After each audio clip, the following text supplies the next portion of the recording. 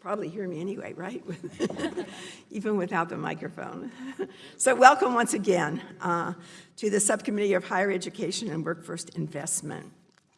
I note that a quorum is present, and I also want to ask unanimous consent that Ms. Wild of Pennsylvania be allowed to sit in with us today, with the understanding that she will be able to ask questions after all members of the subcommittee have asked their questions and without objection so ordered. The committee is meeting today in a legislative hearing to hear testimony on the cost of non-completion, improving student outcomes in higher education. Pursuant to Committee Rule 7C, opening statements are limited to the chair and the ranking member, and this allows us to hear from our witnesses sooner and provides all members with adequate time to ask questions. I recognize myself now for the purpose of making an opening statement. Today, we will examine the importance of improving student outcomes in higher education. As this committee continues its work to expand college access, we must also ensure that today's students have the support they need to complete college and enjoy the life-changing benefits of a college degree. This is really a matter of national importance. The students enrolling in college today, students who are increasingly diverse, who have fewer financial resources, who are juggling work and family obligations, these students, are the future of our economy. Research unequivocally shows that compared to high school graduates, college graduates are more financially stable, enjoy healthier lives, and are better able to pass on their success to future generations. The benefits of obtaining a college degree go far beyond individual gains. When more students earn degrees, we all benefit. I know you all agree with that. Increased degree attainment contributes to the economic health of our towns, our cities and states, and it reduces reliance on public safety net programs. It helps make our communities healthier and reduces rates of incarceration. Simply put, investments in quality higher education will pay for themselves. In fact, research have found that for every dollar a state invests in higher education, it receives up to $4.50 in return. The lasting, undeniable benefits of a college degree illustrate our responsibility as a nation to ensure that students have an opportunity to enroll in and graduate from college. However, the data shows us that there is a lot of work to do. Roughly only 6 out of every 10 students graduate with a degree, and the odds of graduating are worse if you are a student of color or a low-income student. Today, white students complete college degrees at 1.5 times the rate of black students. Similarly, graduation rate gaps disadvantage low-income families, with Pell Grant recipients 18 percentage points less likely to graduate than non-Pell recipients. These gaps do not reflect a lack of effort or desire on the part of students. They reflect the numerous barriers underserved students face throughout their educational careers. These challenges begin in K-12 education, where systemic inequities leave too many students unprepared for college coursework, and they are compounded by the challenges facing America's increasingly non-traditional student body. So today, more than 1 in 3 students enrolls part-time. 1 in every 2 students holds down a job while in college. 1/4 of students care for children of their own, and more than 40% of students live in poverty. To reach graduation, these students need not only academic supports, but also wraparound services like counseling, like childcare support, and assistance with food and housing, so they can focus on studies without sacrificing necessities. Congress has a responsibility to ensure that today's college students have the support they need to make it to graduation day. Otherwise, we will continue to leave far too many students without a degree, struggling with student loans that they can't repay. And in many cases, this burden and the emotional toll of not having completed college can set students further back than when they enrolled. We cannot sit idly while every day students across the country are forced to choose between their degree, their income, their children, and their health. Rather than splitting hairs about a 1 or a 2% increase in funding levels, we should take bold steps to invest in students, feeling secure in the knowledge that our investment will pay off as we see more Americans earning college degrees, filling high-demand jobs, and giving back to their communities. Education, we know, has a transformative power and an unparalleled impact on intergenerational mobility, especially for those who rely on federal financial aid and federally funded student support programs. We must invest in higher education so that all students who begin college, no matter their race, their income, their background, or circumstance, can complete a degree that leads to a rewarding career. I want to thank the witnesses for being with us today for this important discussion. And I now yield to the ranking member, Mr. Smucker, for his opening statement. Thank you, Madam Chair, for yielding. It is graduation season, and there's a lot to celebrate as we talk about higher education as well. Across the country, millions of students are celebrating themselves after years of hard work that they've dedicated to earning their degree. So finally, they have no more of those late-nighters, maybe even all-nighters in the library, studying those flashcards at the periodic table, or experiencing that dorm room food. These students are on to bigger and better things. This is a reality for some, including, I'm happy to say, my oldest daughter, Paige, who will be walking next week in celebration of her graduation. Their achievement is cause for celebration. But going unseen are the millions of men and women who won't be graduating this month because they were unable to complete their degree. Part of the legacy of the Higher Education Act was making college accessible to more Americans. This objective on the whole was very successful. Between 1995 and 2005, university enrollment increased by 23%, followed by another 14% increase over the following decade. By 2015, approximately 20 million students were enrolled in post-secondary education. Enrolling in college, it's a personal and even emotional decision. For many students, they may be the first in their family to pursue a post-secondary degree. Some may never have thought that college would be an option for them. By enrolling, they're taking a step in faith toward a better life and toward a better future. Just 58% of enrollees graduate in 6 years. That's not 4 years, that's 6 years, only 58% in 6 years. And myself being a non-traditional student, if you factor in non-traditional students, those numbers can look even worse. Those numbers they're not okay. We cannot afford to be complacent about the fact that 42% of American students are unable to complete their education within 6 years. Because this means that many of these students are exiting programs with significant student loan debt to their name and without the value of that degree, hurting their ability to provide for themselves and for their families. A recent study by the Wall Street Journal found that when factoring in outstanding student loan debt, students who drop out before attaining a degree have worse financial outcomes than those who never pursue post-secondary education in the first place. There's always been a degree of risk involved in pursuing a college education, but student loan debt has upped the stakes to devastating levels for far too many students. Easy access to taxpayer-funded student loans has driven up post-secondary tuition and fees so that today aggregate student loan debt stands at a staggering $1.5 trillion, and the number keeps growing. The absence of downward pressure on rising costs, paired with the fact that post-secondary institutions do not share in the risk of students' non-completion, has woefully harmed students' chances at future success. Whether a student sticks with the program or not, institutions continue to receive tax dollars uninterrupted. That needs to change. Institutions must have a greater stake in their students' success and a reason to help spur them onto the finish line. Post-secondary education is a vital pathway to good-paying jobs and career success, and we must work to ensure that this pathway remains available and viable to students of all ages and socioeconomic backgrounds.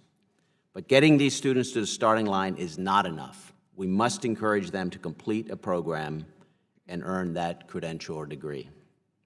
Across the country, we have more than 7 million unfilled jobs, and employers desperately need workers with the right skills and credentials to participate in the workforce and to drive our economy forward.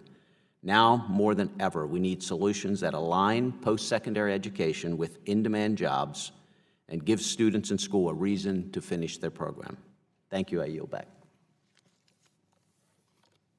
Thank you. Without objection, all other members who wish to insert written statements into the record may do so by submitting them to the committee clerk electronically in Microsoft Word format by 5 on May 22nd. And it's now my pleasure to introduce our witnesses. Dr. Susan Dynarski is a professor of public policy, education, and economics at the University of Michigan and a faculty research associate at the National Bureau of Economic Research. Dr. Dynarski's research focuses on understanding and reducing inequality in education.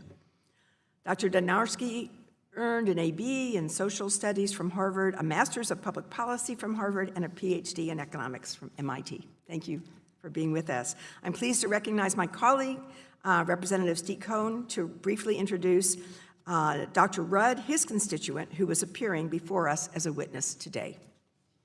Thank you, Chair Davis and Chair Scott, for giving me the opportunity to introduce a distinguished resident of the city of Memphis. Dr. David Rudd is celebrating his 5th year as president of the University of Memphis this month.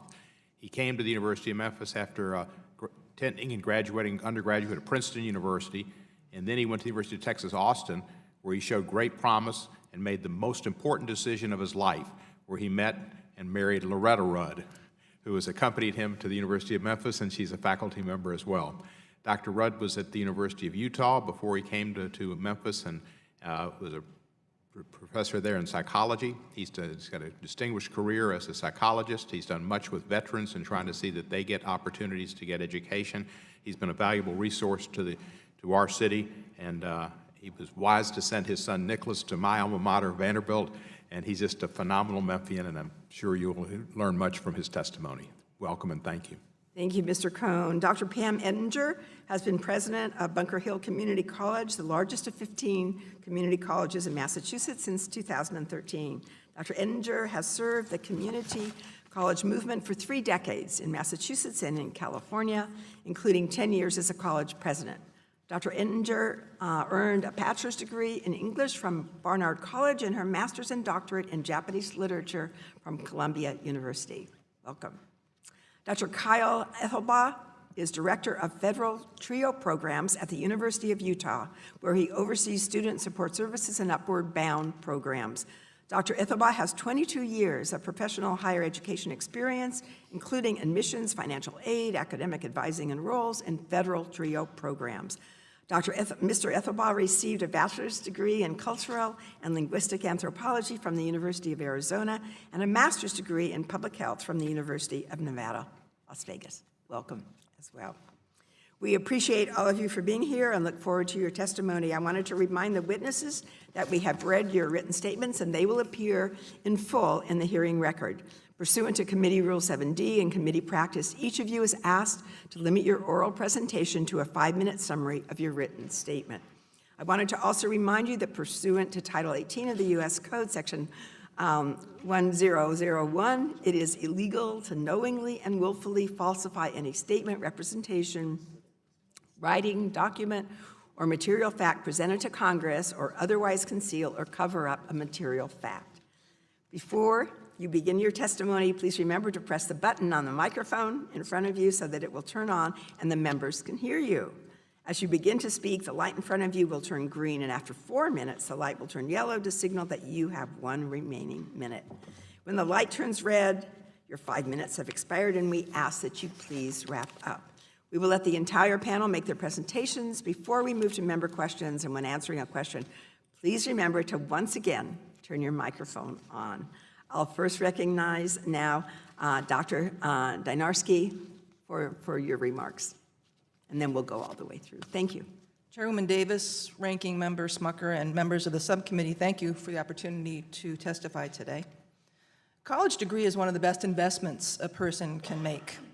My dad was a high school dropout. I'm a college professor.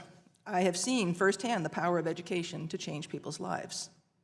A bachelor's degree pays for itself several times over in the form of higher income, lower unemployment, and increased economic security. College graduates with a BA earn 80% more than those with just a high school degree. Within 10 years of college graduation, the typical BA recipient will have recouped the cost of attending college.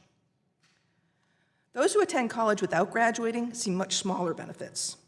Especially for men, the earnings of non-completers more closely resemble those of high school graduates than of college graduates. Rising student debt has shifted financial risk onto students and makes graduation even more important. Those who earn a BA rarely default on their loans. Most defaults are by non-completers. Now, while college attendance has risen steadily, degree attainment has stagnated. That's because half of college students drop out without earning a degree. As a result, only about 30% of adults have a BA. For those from the lowest income families, it's 10%. For Black adults, it's 22%, and for Hispanic adults, it's 15%. Now, most people start college intending to earn a degree. Most do not succeed. The Department of Education projects a sharp increase in the number of college students who are Black or Hispanic, while the number of white students will barely budge. Unless we increase completion rates for disadvantaged Black and Latino students, we're looking at a sharp decrease in the education of our population. Now, completion rates vary dramatically by sector.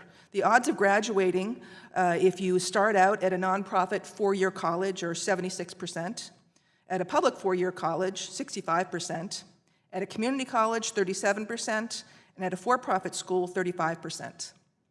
At hundreds of schools, only 1 out of 5 students will graduate. At 300 colleges, students are more likely to default on their student loans than they are to get a degree.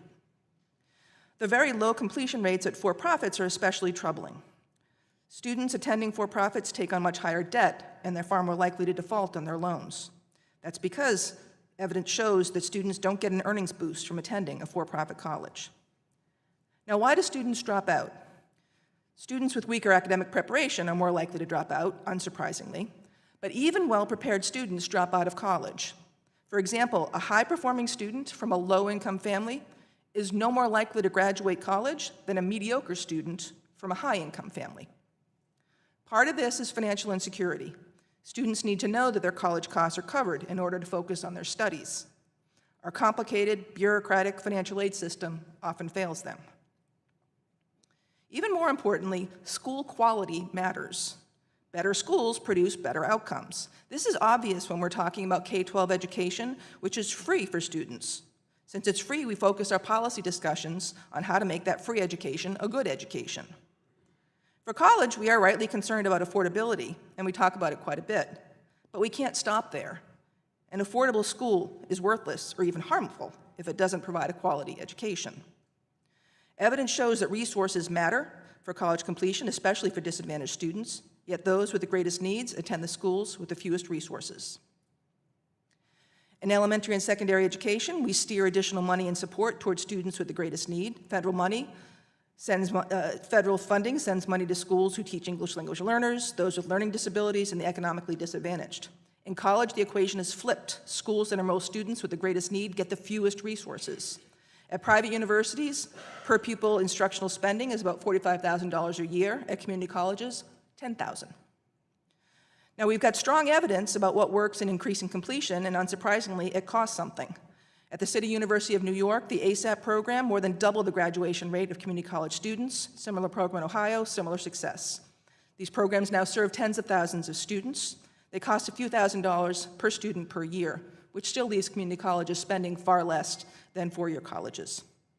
Stable funding is critical for schools if they're to succeed. But when states face a budget crunch, it's typically the public colleges that get cut first. Spending on public colleges took a very hard hit during the recession. The result was decreased resources, higher tuition prices, and high dropout rates. Facing underfunded and overflowing public colleges, students turned in large numbers to for-profit colleges. They left those colleges with huge student debts and worthless credentials. This pattern is likely to repeat itself with the next recession, unless we make a change. We will see another spike in for-profit enrollment, another spike in student loan default, unless we consistently give our public colleges the resources they need to educate our students. Thank you very much. Dr. Rudd? Chairwoman Davis, Ranking Member Smucker, members of the subcommittee, I want to thank you for the opportunity to talk with you today. The challenges facing today's college students are well known, with concerns about costs, student loan debt, and return on investment representing a recurring theme nationally. The University of Memphis has an important role to play in addressing these issues and ensuring our students can access an affordable, high-quality education that prepares them for success both in a career and in life. Approximately half of our students are fully Pell eligible, and roughly 44% are first-generation students. In recent years, we've worked diligently to limit or eliminate tuition increases while also implementing a range of innovative programs that remove barriers and increase retention. Today, I'll share a few examples of those initiatives that have been most successful for our university and, most importantly, for our students. The majority of our students work significant hours outside of the classroom to pay for college costs and other expenses, and these work hours take students away from their studies and affect time to graduation. In 2016, the University of Memphis Foundation launched a private company called the UMRF Ventures. The single goal of this company was to create jobs that paid well enough so students could work fewer hours while also gaining meaningful work experience and allowing them to focus more specifically on school. Ventures now operates 3 high-performing call centers, a data analytics center, and an IT command center for some of the largest employers in Memphis, including FedEx, St. Jude, International Paper, and others. Today, it employs over 300 students with wages that range from $15 to $26 per hour, and we expect to hire more students in the very near future. Early data indicate that students who work for Ventures are uniformly staying on track for graduation, primarily as a result of the ability to cap work hours and focus more intently on academic demands. I'd also like to share with you our Academic Coaching for Excellence program, which provides psychosocial support and related time management and organizational skills for students placed on academic warning. In the latest 2018 cohort, the retention rate for our ACE participants was 87.3%, in sharp contrast to non-participants at 43.5%, and almost equal to the general retention rate for the campus as a whole at 93%. Recognizing our institution has a significant population of male African-American students who have historically struggled with poor retention rates, we launched the Memphis Advantage Scholarship Program to provide targeted scholarship dollars and mentor support for those students. As a result, 6-year graduation rates have more than doubled from 28.5% to 58.1% for those receiving support, and we have significant effort underway to expand the Memphis Advantage program for the university as a whole. Additionally, the University of Memphis recently opened an Office of First-Generation Students to provide consolidated and coordinated delivery of a range of mentorship for our students, including leadership and support programs broadly for first-generation students. We've also established a Finish Line program that helps students who stopped out at the U of M with 90 or more hours complete their degree. The average cost for those students to complete is less than $2,000, and the average number of hours required to complete is actually less than 12. It is remarkable that students that may have been out for a decade are able to complete that quickly. Our sustained focus on supporting our most vulnerable students demonstrates several things. First, addressing financial challenges containing costs are critical for student success. Second, the psychosocial support has a remarkable impact on students' ability to excel academically. Third, simple things make a big difference for retention and degree completion. We've discovered that it's not just about academic capacity for our students, it's about support, and that support takes form both in financial and psychosocial ways. Finally, our most vulnerable students can achieve at high levels with limited but focused institutional support. Once again, I want to thank you for the opportunity to testify today. I hope that the initiatives I've described will inform as you explore federal policies that could further support student success and improve our nation's graduation rates for all of our students, regardless of race, background, or life circumstance. I look forward to answering any questions that you may have. Thank you very much. Dr. Ettinger.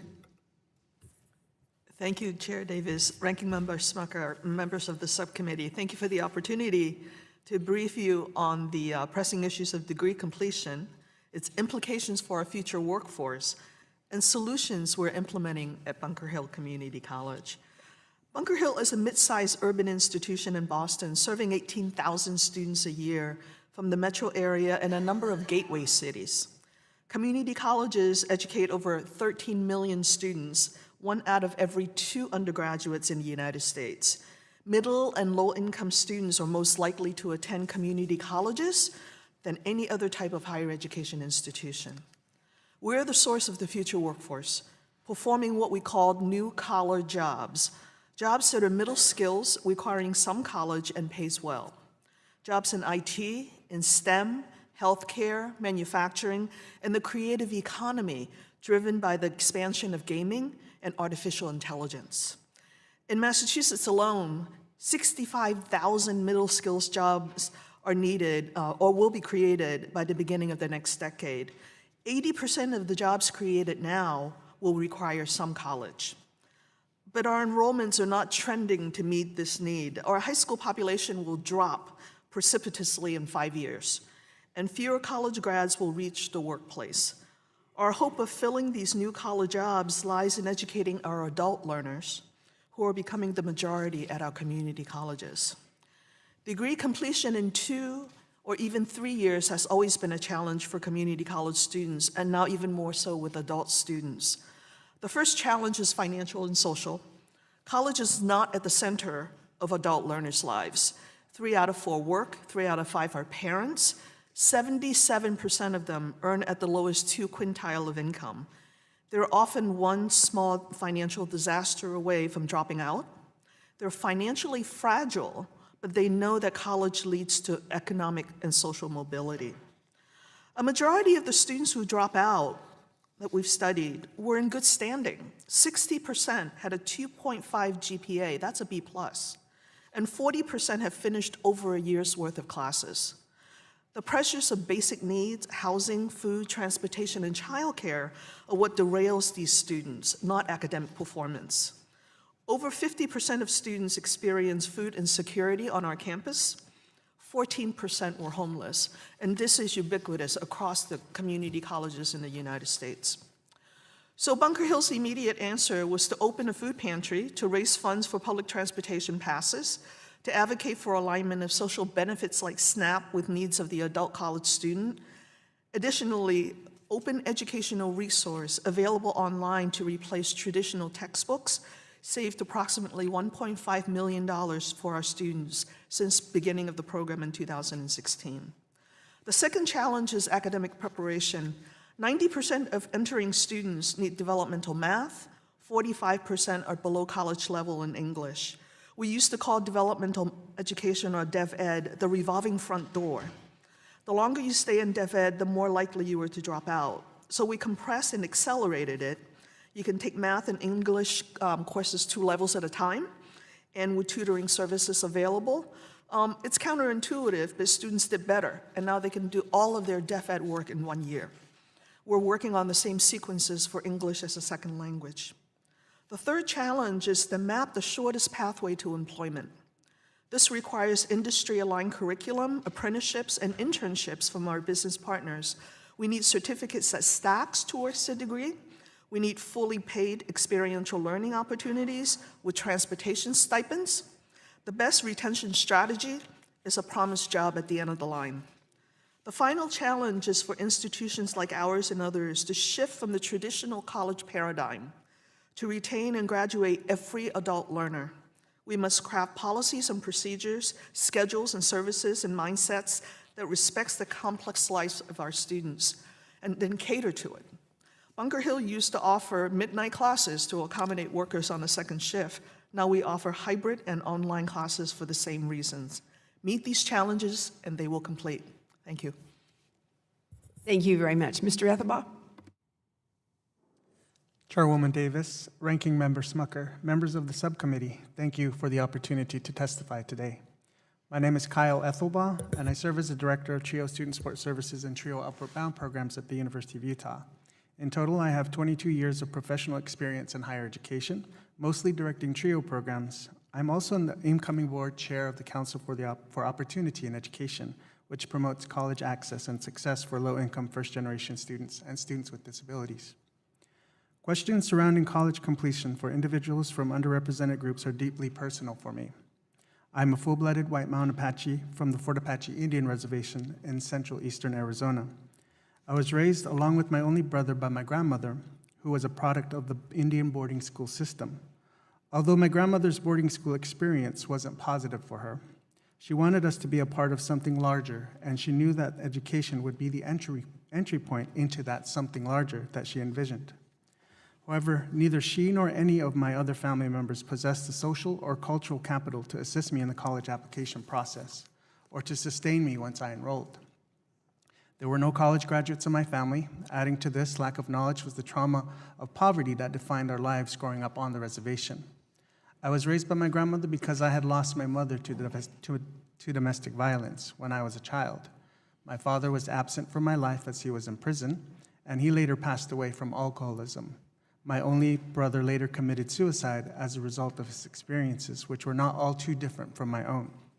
The only difference of all of this was that I was given the opportunity of education.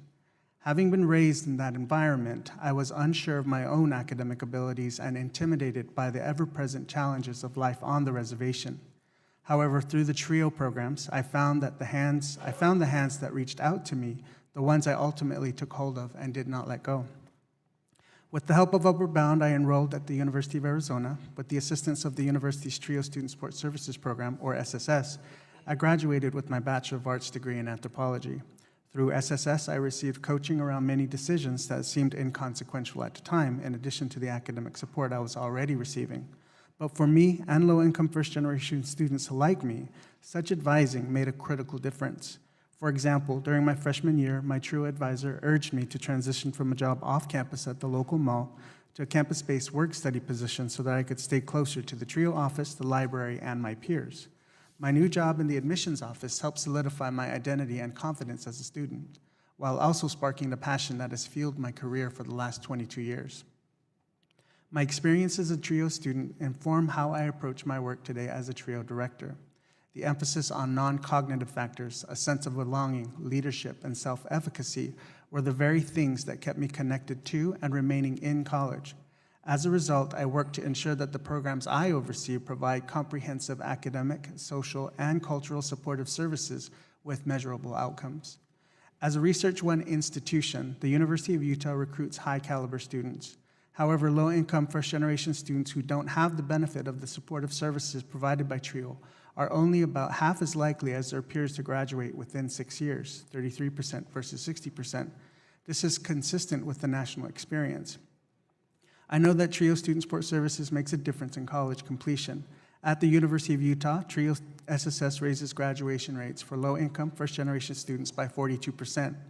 Nationally, it raises 6-year graduation rates at 4-year institutions by 20%, and the 4-year graduation rates at 2-year institutions by 46%. At the University of Utah, we've accomplished this by instituting several practices that are grounded in research, our institutional experiences, and observations about what helps the most vulnerable students succeed. For example, our SSS program partners with the Office of Continuing Education and the Math Department to offer preparatory courses each semester to help students meet their curricular requirements. Otherwise, students would have to venture off campus to take a similar course at the local community college.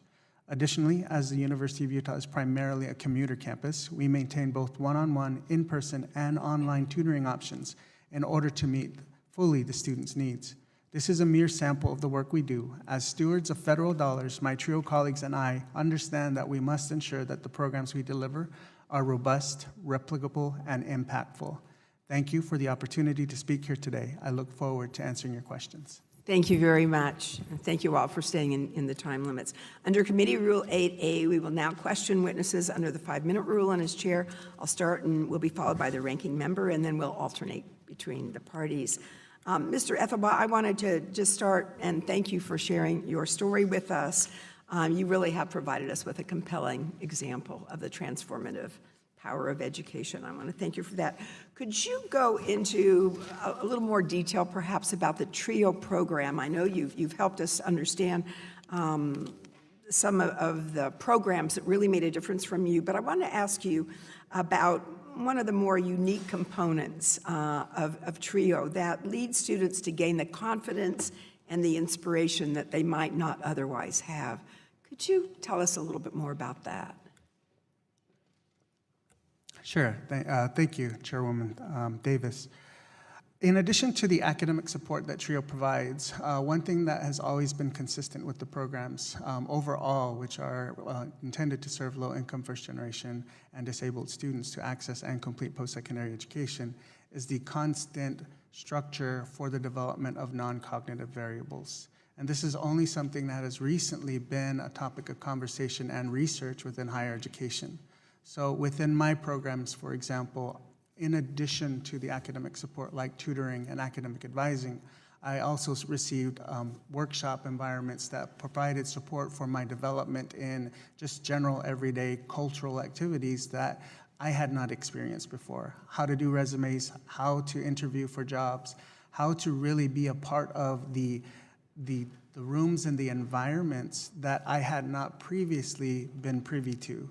And this is something that I constantly tell our students is, and I have spoken to our students in our last graduation, which was last week, I mentioned to them that they're gonna find themselves in places they do not belong.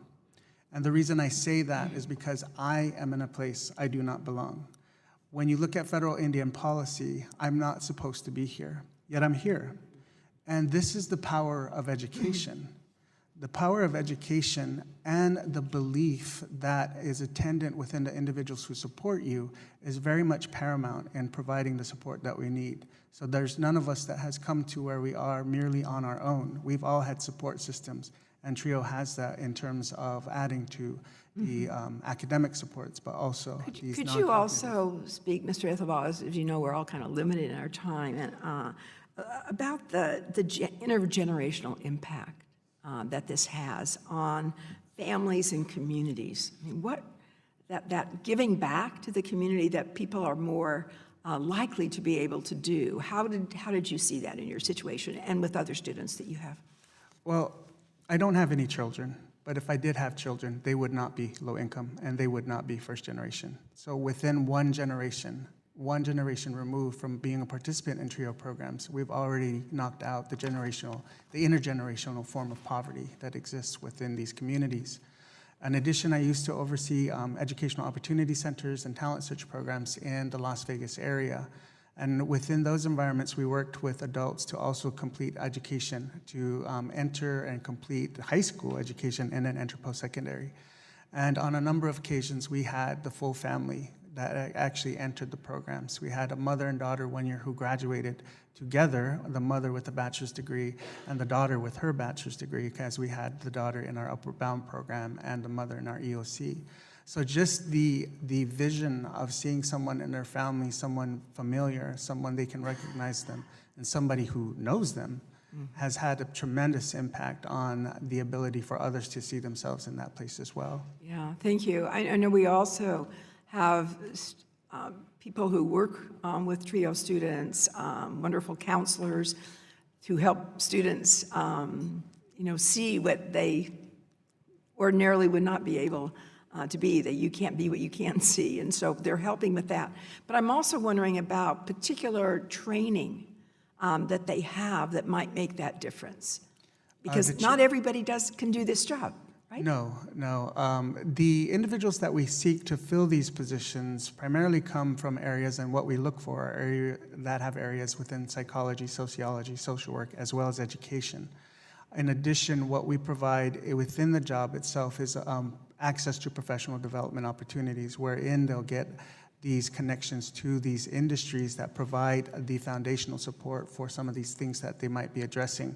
For example, we've partnered with different community agencies within Salt Lake City to make sure that our students are aware of, or our staff is aware of, the needs of adolescent minds, the adolescent brain in terms of undergoing stress and how to deal with the impact of just change that's occurring within their lives, let alone adding that traumatic experience like college education, because it is a traumatic experience going from one environment to a completely different one. So how do you measure that? And that's really the opportunities that we try to put. Thank you very much. And to all of you, it's difficult to go back and forth. Sometimes I know that everybody's going to have questions for the rest. Thank you. Mr. Smucker, please have your questions.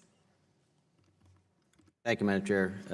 Dr. Rudd, I'd like to get your opinion on a proposal that we had included in the HEA reform bill last session, but it also was proposed by by President Obama and his administration. It would be essentially a Pell bonus to students who are enrolled in enough credits to graduate on time, 30 credits per award year.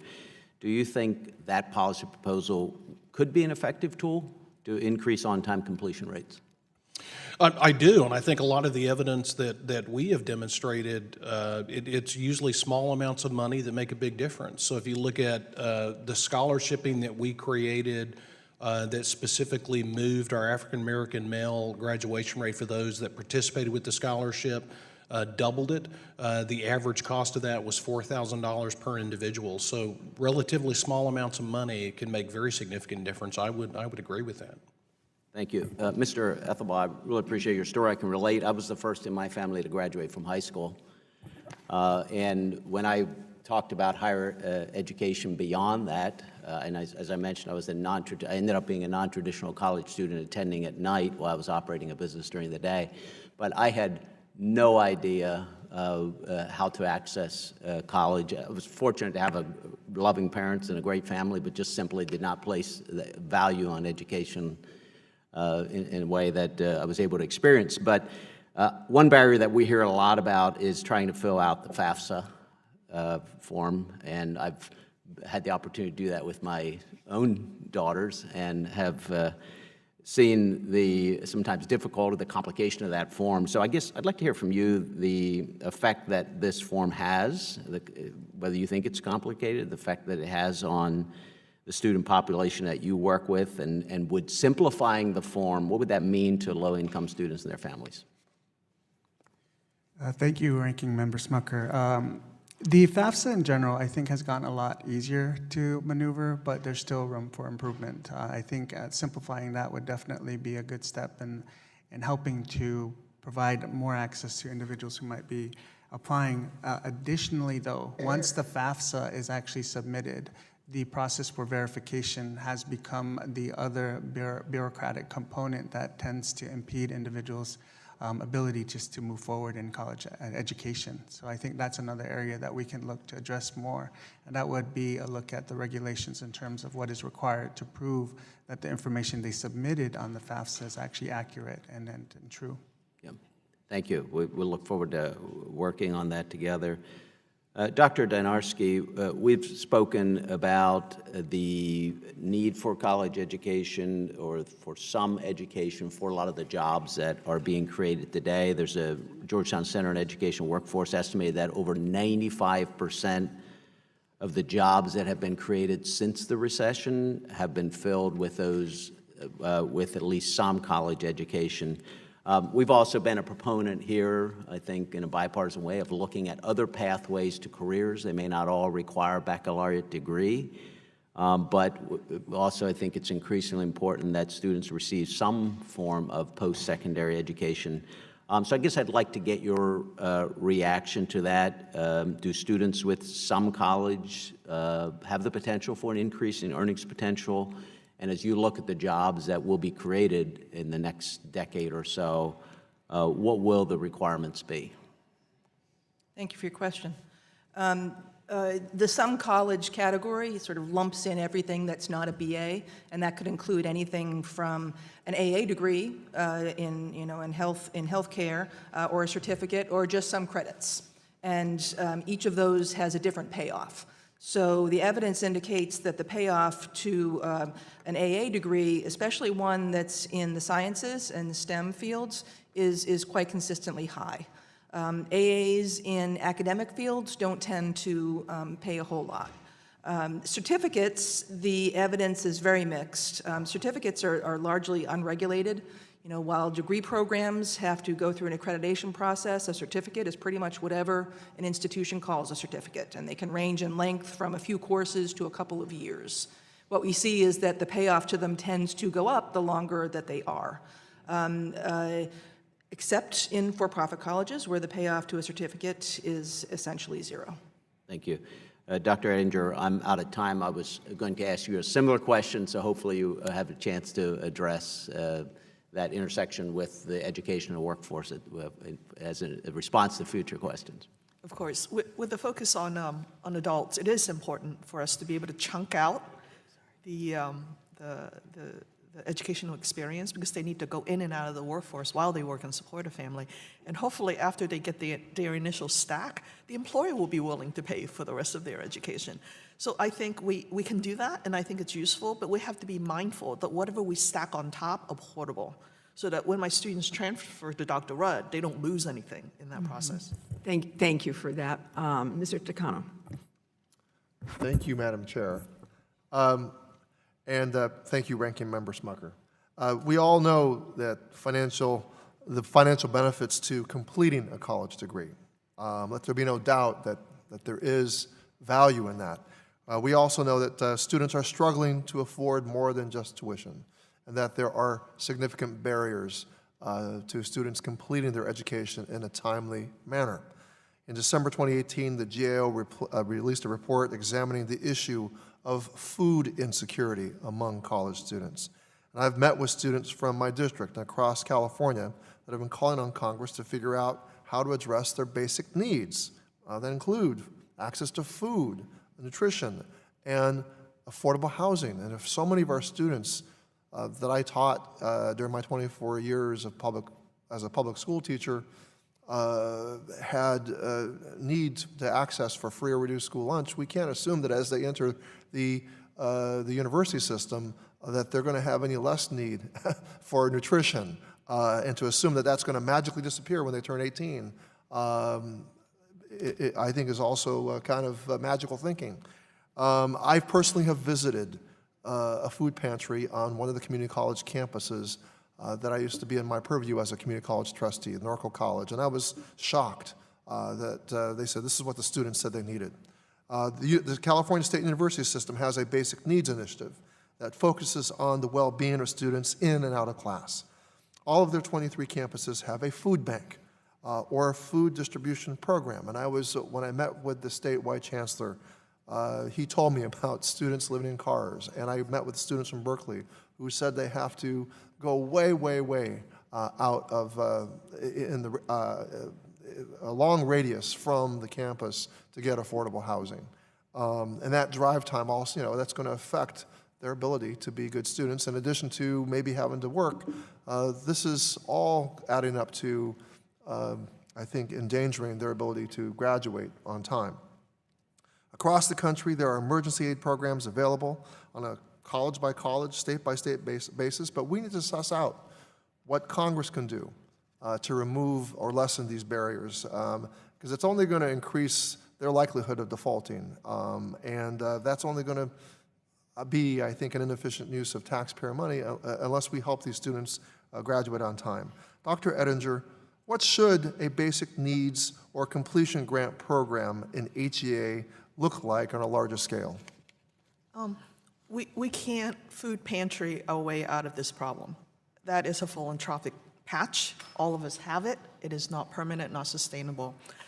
I think part of it is to index, when we index need for students, we have to account for the total cost of education versus just tuition and fees.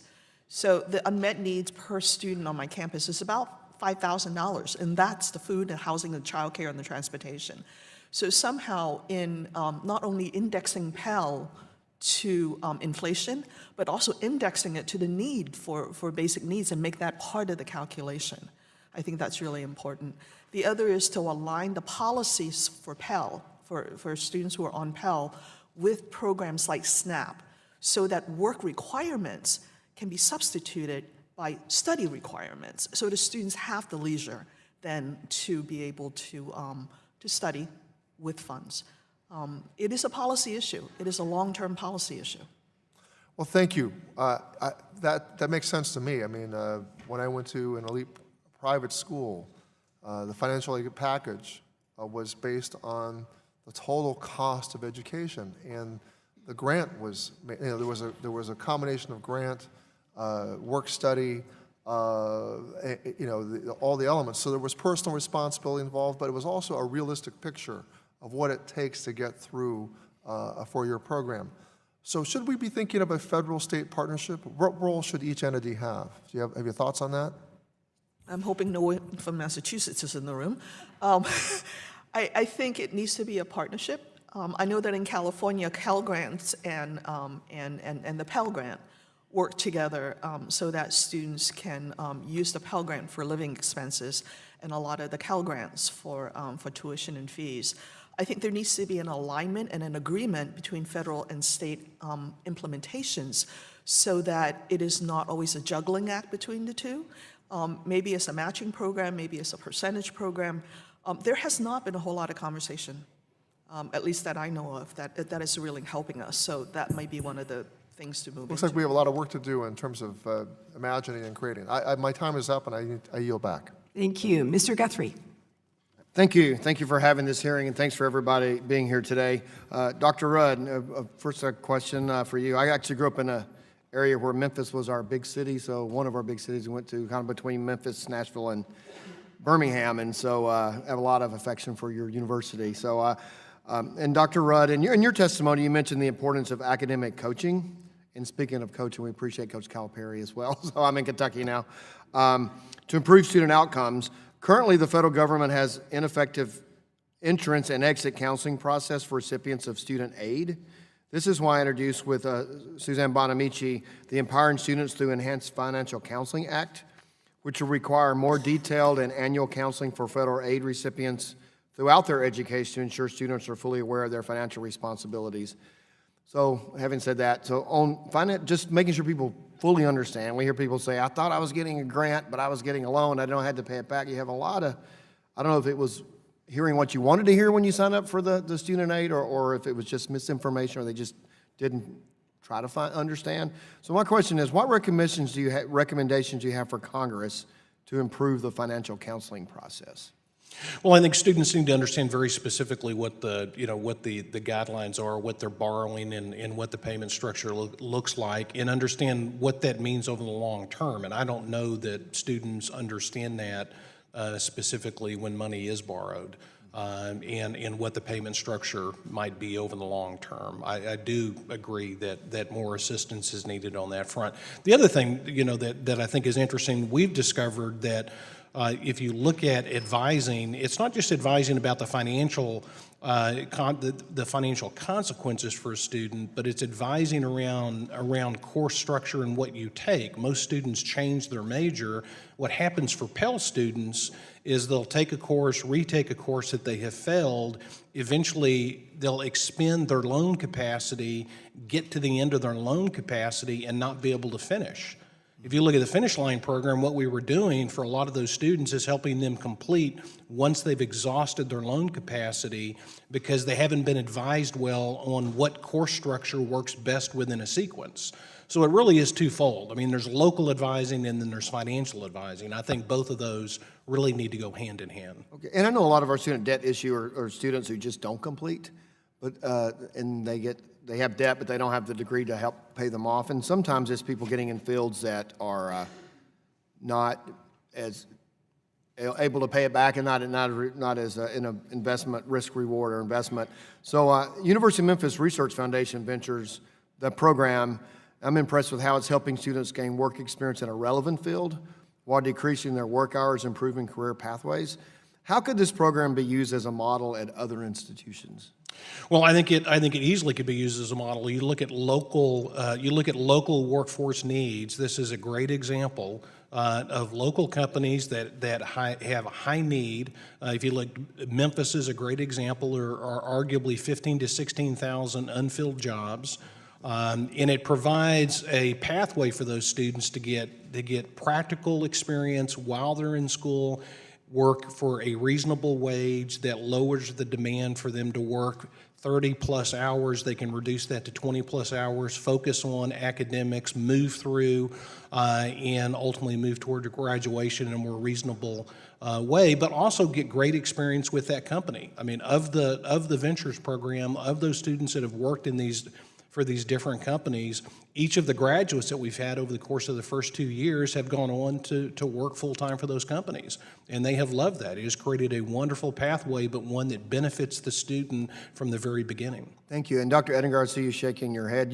Bunker Hill has a similar program, and could you explain what you guys do to create pathways for students in apprenticeship opportunities? Yeah, we do. We have a learn and earn programs, and over the last 3 or 4 years, we've run about 450 students through it. First time, no corporate experience. They come back and they're ready. And it does pay a decent wage. It pays $15 an hour, and transportation, which is key to part of the urban environment. We find that it's very useful.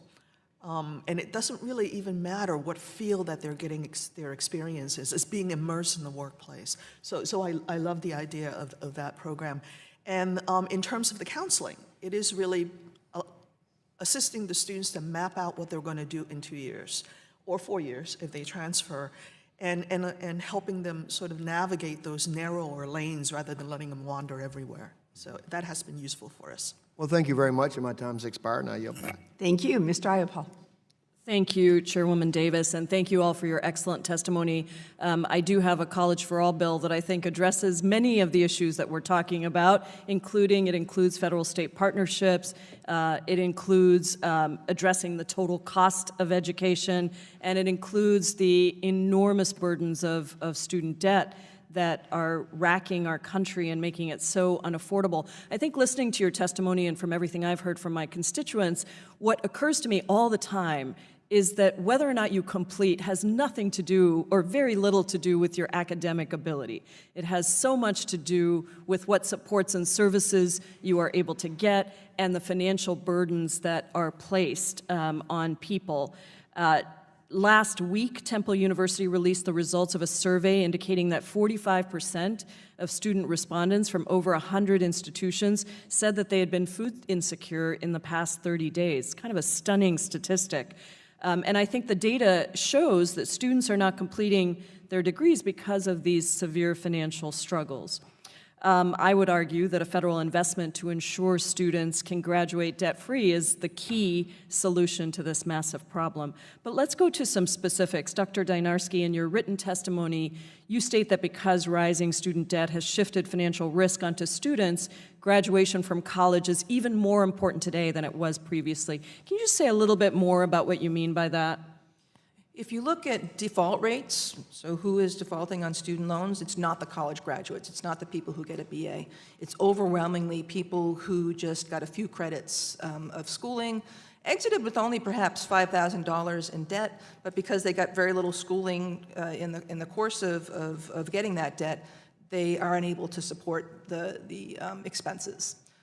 The consequences of this, of defaulting on even a small loan, are quite severe. So having a default on your credit record means that when landlords check credit records, as they do, you're denied housing. Many employers now check credit records. It can affect your employability. It makes credit cards more expensive. It makes car loans more expensive. So it has a real hit on people's financial well-being when they go into default, and it's more likely if they don't complete. And it really affects the entirety of your life, not just your education loan. You also discuss how degree completion varies by sector, with for-profit colleges having the lowest completion rates by far. As a whole, is the for-profit sector paying off for students? The best evidence we have indicates that for-profit students do not benefit from their educations. Community college students do, students at public four-year colleges do, at private nonprofit colleges do, but the evidence is that students come out of the for-profits making the same as they did when they went in, And which tends to be very low You wages. can you just cite the statistic from, is it Cellini and Turner that you put into your? She's right behind you. Okay, so students get no earnings boost from attending a for-profit college, That's correct. Is that correct? That's the statistic. No, none. Yes. Okay.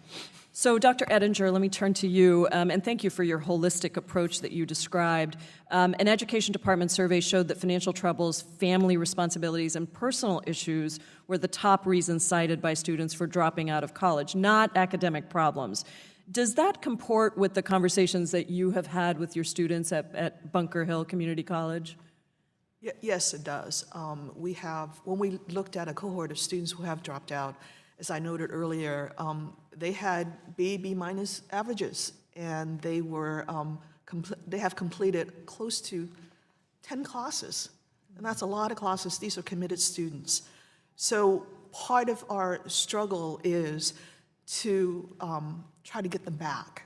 So our students sometimes come back after a year, they come back after 2 years, they come back after 3 years. They are tenacious. It's just that they don't have the path forward sometimes and the resources. Mr. Ethelbaugh, thank you so much for your very moving testimony and just for sharing your story. I think it's so important. Can you speak a little bit to your experience of how low-income students and students of color in particular are affected by the increasing costs of post-secondary education, either in terms of starting or in terms of completion? Oh, yeah, yes, thank you for your question. I think this impacts this community and this population a lot more in that there's a lot more expectation put on this population to go forward and succeed regarding and in light of everything else. One thing that I generally tend to see, though, with the population that we serve is what we call front-loading in the industry. When you receive financial aid, there's a lot more focus on your first 2 years to get financial aid in terms of non-federal dollars. And so our institution has started to look at that a little bit more closely in that we can provide more supportive services so once they get to their junior and senior years, rather than in their first 2 years where we tend to see the students having not so much of a difficult time, but toward the end where they do. Thank you very much. We're going to move on to our next question. Ms. Stefanik. Thank you, Chairwoman Davis. I wanted to put an exclamation point on my colleague Ms. Jayapal's comments. We are facing historic student loan debt, $1.5 trillion in total, and I strongly believe that one of the keys to tackling this is increasing college completion rates because students are more likely to be able to fulfill that repayment structure if they in fact graduate with the degree for which they took the student loan out. So thanks for that line of questioning. My question is for Dr. Rudd and Dr. Ettinger as college presidents. Can you talk about the challenges for students who transfer from one institution to another and the risks that are a result of that in some cases when it comes to completion, and what are best practices to avoid some of those risks? Dr. Ettinger, why don't you go first? Sure. From the point of view of community colleges, we have always fought the issue of brand, right? Community college in the past have been the stepchildren of the educational pathway. And even though some of our adjuncts would teach at four-year colleges teaching the same material, when it comes to acceptance of credits, they're not. My math credits are accepted at MIT, but they're not accepted at the state universities. It's random, it is subjective, and I think unless we have a good process of alignment, our students will continue to repeat courses over and over again. Dr. Rudd. Yeah, I would agree. I think that good, clear articulation agreements are needed. We have, I think, would argue in Tennessee that we have very good specific articulation agreements. I do think the other risk, though, that is related to that, particularly in the STEM areas, is that the question of whether or not the early preliminary courses in some areas prepare the student well for advanced level courses at the university level. The response to that is really to have faculty work together around the development of the curriculum from the four-year university to the community college in the two-year location, and we do that. So I think we have had some good solutions to that problem and made sure that students that were going to pursue computer science were well prepared, or they were in math or another STEM area, that they were well prepared for advanced courses once they moved on to the university. I appreciate your comments, Dr. Ettinger, on the importance of community colleges. They are exceptional institutions in my district. I think of Adirondack Community College, which has been extraordinarily successful, or Jefferson Community College. My next question is on how can we reform federal work-study programs so that more students are able to work in jobs that are related to their careers and their academic courses of study?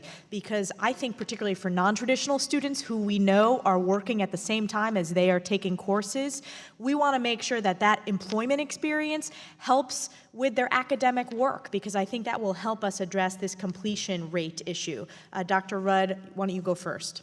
I would say to really explore and look at alternatives about partnering with some of the corporate programs like the ones we've developed. I mean, we have wonderful corporate partners, but they are restricted in the capacity to look at work-study funding to create some flexibility and options for partnering as a part of it. The majority of those opportunities that we have are private opportunities, but to find a way to leverage federal dollars for other dollars in the community and really expand that base. I mean, we could very quickly expand the work opportunities that we've provided for students if we had some flexibility in how those funds were expended. Dr. Ettinger? We can also use the system to reinforce the academic rigor of what they do. We have students who use work study to serve as peer mentors or to serve as tutors, so that they are role models for the students coming up, so that that particular identity and social contract between them actually promotes retention. So I would agree that they need to be tied tighter. Thank you very much. I yield back. Thank you. Mr. Levin. Thank you, Chairwoman Davis. Well, welcome to all of you. I'm maybe the only member of Congress who used to run a state workforce system and worked with the community colleges and universities. We ended up creating a program called No Worker Left Behind during the auto implosion and the industry implosion, the Great Recession in Michigan, which put 162,000 workers back to school to study for in-demand jobs. And I think partly due to Professor Dynarski's research, we found out that about 120,000 of them got jobs related to their training. But this issue of completion and its intersection with the workers' sort of lived lives and the cost of college was a huge problem. In your testimony, Dr. Dynarski, you shared data demonstrating about how different institutions have very different graduation rates. And it's clear that from your research, or the research you cited, that the students' likelihood of success is greatly impacted by which kind of institution they attend. So can you unpack a little more how the high cost of college impacts where students, low-income students, enroll, and how this affects college completion? Like what's really going on here for these poorer students? Low-income students are concentrated in the community colleges, in the non-selective four-year public colleges, and in the for-profit schools. As I mentioned earlier, the universities, the elite universities in our country, per student expenditure is $40,000 per year on instruction, $10,000 for a community college. So they're in the places where the least money is being spent, and they tend to have the highest needs. They also, the community colleges have traditionally been the access institutions with the lowest prices, and that's another reason that disadvantaged students are attracted to them.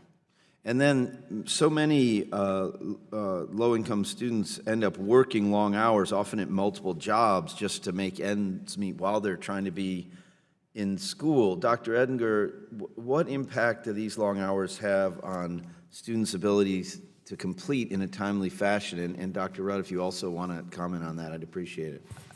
I think the issue is pure mathematics. In order to take 5 classes, which is the full load, so you can finish in 2 years, that takes up 45 hours a week of studying and being in class. So whatever else that you can squeeze in there is the quality of what you would get. So there's a very clear correlation just in time alone, much less taking care of children and you know, going to doctors and fixing your cars and all of those other pieces. It's time and it's money. If we are able to give students that $4,500 to $5,000 that they are in need, each one of my students who are on Pell Grant are short that much money, they cannot work as much. Then they can go to class. 45 hours a week is a lot of time that they're not having in those classrooms. Yeah, I would agree completely. Every single intervention that we've done that lowered work demands, that lowered the number of outside hours they had to work, improved performance and time to graduation. We've not had a single effort in that area that hasn't improved time to graduation. Thank you. You know, No Worker Left Behind, it was complex, but basically we gave people up to $10,000 of free tuition at any community college, university, or other approved training program, plus childcare and transportation. And people said, we did not give people a stipend, you know, but we had a waiting list in all 83 of Michigan's counties, and people found a way to make it work when we gave them some real money to go study. Let me just ask you, Dr. Dynarski, because you've talked about the for-profits. Why are our completion rates there so low, and what can we do about it as policymakers? I think the for-profits show, you know, have great promise, and that they could be a locus for innovation, for testing new approaches. That would require that we not only let them innovate, but that we hold them accountable for their outcomes, and it's that part of the equation that's been missing. We have not been regulating and providing oversight to the for-profits in a robust manner. It hasn't happened. And the results of that fall on students who end up not graduating, or if they graduate with a degree that isn't worth anything. So it's a failure of public policy, I would say, that the graduation rates are low and that for-profit students end up with such high debt loads and end up defaulting. And so we can't treat all educational institutions the same, you're saying. We'd have to, you know, have accountability measures for nonprofits that would hold them specifically accountable. I think we need to have accountability measures that we actually enforce, and that's what we have not been doing. Thank you. My time's expired. Thank you all so much. Thank you. Mr. Timmons. Thank you, Ms. Chairwoman. I yield my time to Dr. Fox. I thank the gentleman for doing that, and I thank our witnesses for being here today. Dr. Dynarski, earlier this year, the Wall Street Journal published an article on dual enrollment courses, which are college-level classes taken in high school that fulfill both high school and college credit requirements. And I haven't heard any of you mention that as an alternative for many students. But the author of the story cited a study by the University of Texas system that found students who took dual credit courses in high school were 3 times more likely to graduate college than their peers who did not take any dual enrollment courses. Are you aware of any other states or institutions that have seen similar results implementing concurrent enrollment? And what do these results mean for schools and policymakers going forward? Dual enrollment certainly smooths the process for students. So if we think there are barriers for students to filling out forms, to understanding how college works, then dual enrollment means that they're getting those skills while they're still in high school. I think part of the positive effect that we see of dual enrollment is that the students who dual enroll while they're in high school tend to be excellent students anyway. I don't think it's likely a solution for the students who tend to go to community colleges, for example, after high school. The students who come in with relatively weak academic preparation were probably not able to dually enroll in college while they were in high school. They were trying to get through their high school courses. Well, I'd like to introduce you to what's going on in North Carolina, because I think the situation in North Carolina is quite different from that, and they're not all going on to senior institutions. Mr. Ethelbaugh, thank you for your story. I'm a former TRIO director and loved my experiences there. Would have been a TRIO student had there been a program around in those days. I'm interested, though, in how TRIO programs set their standards for success and use evidence-based practices to serve students. Do you use objective benchmarks to measure students' progress over time? And to what extent do you change your program structure to make sure you're using proven strategies to help students earn a college degree?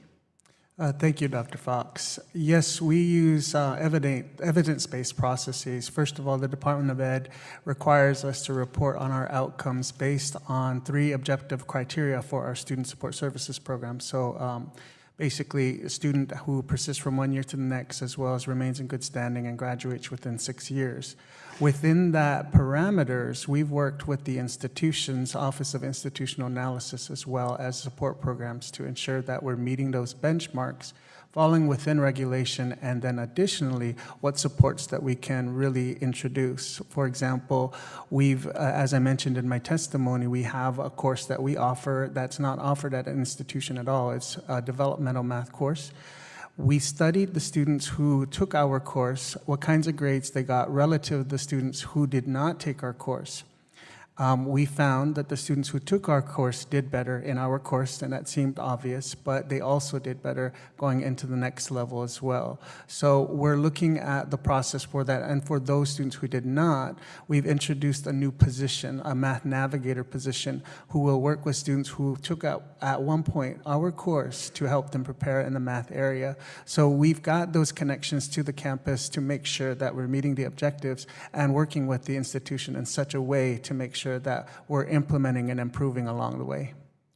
Thank you. In 1974, I started a developmental math course for our students, which Appalachian State University then still uses for all freshmen coming in that meet the need, that have the need.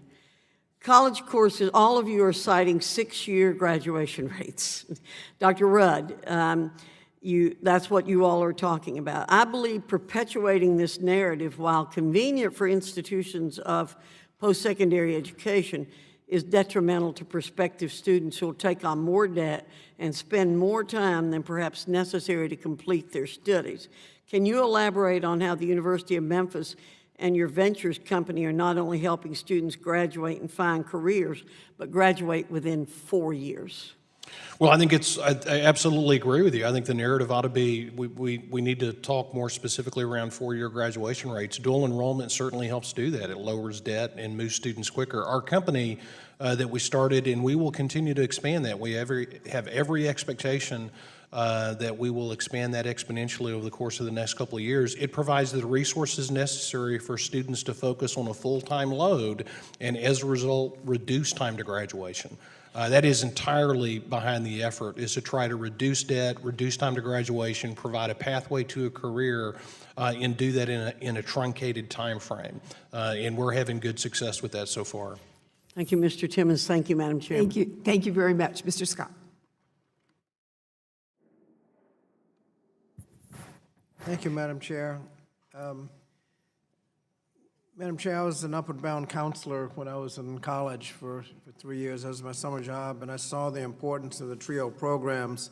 Students in TRIO know that they have a strong support system to assist them in choosing a college and career counseling, tutoring, and more to help them get through. Without TRIO, many of these students wouldn't have graduated. Many wouldn't even have gone to college. So I continue to see the impact of TRIO programs in my district every year. Nearly 2/3 of the students participating in student support services at Thomas Nelson Community College either complete a degree or transfer to a 4-year college. Well, there's certainly room for improvement. That's a lot better than the 3-year graduation rate of 15%. At Hampton University, 95% of the student support services program participants were either retained or graduated. 94% stayed in good academic standing. At Paul D. Camp Community College, those students had a 100% persistent rate. The evidence is clear those programs work. And so, Dr. Rudd, the Memphis Advantage program, how does that compare in terms of the services available to a TRIO program? Very similar. We're just doing that with private money. So those are just private dollars that we use to support those students, but very similar in terms of not just providing financial support, but providing mentorship and development support that addresses some of the psychosocial demands for the students. Our students leave primarily for two reasons, money and psychosocial stressors, and just life circumstance is what tends to drive students away, and that program provides support in that area. Several of you mentioned the number of hours worked is detrimental to your progress. Is there a number of hours you could work during the week without affecting academic achievement?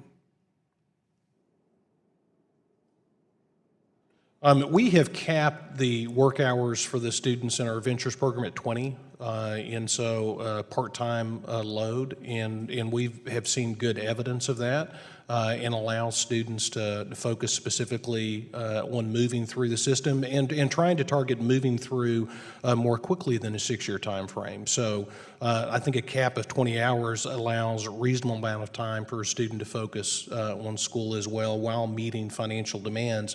But again, it raises the issue of making sure they have a wage that is a livable wage. Several of you, in the ranking member, mentioned the 6-year graduation rate. It's obvious that if people are graduating in 4 years, they will be charging less in Pell Grants, student loans, and everything else. What do you think of programs that would provide more Pell Grant assistance if you're graduating on target for 4 years rather than 6? I certainly would support that, and the idea of a bonus in terms of movement through, I think, is a very good idea. We are, along with a lot of universities, are finding tuition incentives for students in terms of tuition reduction if you move through more quickly. So I think there are a lot of different ways of providing incentive for students to move through the system quickly and ultimately lower debt. Does anyone else want to comment on programs to take advantage of the fact that those who graduate in 4 years will cost the federal government much less than if they graduate in 6 years? I could comment on that. And for that matter, those who graduate in 2 years instead of 3 years from a community college cost a lot less. So the ASAP program that CUNY came up with and that's been extended to Ohio costs less to produce a degree than other community colleges do because the students are getting through so quickly. So while you're having to spend a few thousand more per student per year, you're actually spending less per degree. And can you talk about the eligibility for financial aid to cover remedial courses? That is a problem for a lot of disadvantaged students, is that they come in having to take courses and using their grants for courses that don't move them towards a degree. So, if you don't even get to credit-bearing courses, you're not making progress towards your degree, but you are using up your Pell Grant dollars. Well, what's the alternative? Extending Pell Grant to eligibility for students who need more support. Thank you. You're back. Thank you. Mr. Klein? Thank you, Madam Chairman. Professor Dynarski, I believe I heard you say that in your studies, it was clear that the biggest challenge to completion rates is not necessarily the external factors, but the cost of completion. Is that essentially just the increased costs of higher education? Is that proving to be the highest barrier to completion rates? I would say that access to quality institutions is probably the greatest barrier. Okay. Even if we make education free, education's free in K-12, for post-secondary, we charge something. Nothing's free when it's provided by the government. I'm an economist. Like somebody's paying, of course. Right. But my point is that it's free to the student. Right. If we make colleges free, but we don't provide quality educations, we're not doing anybody a favor. Okay. So the increased costs are definitely providing some barriers to students to either achieving a four-year degree, starting down the road to college or completion.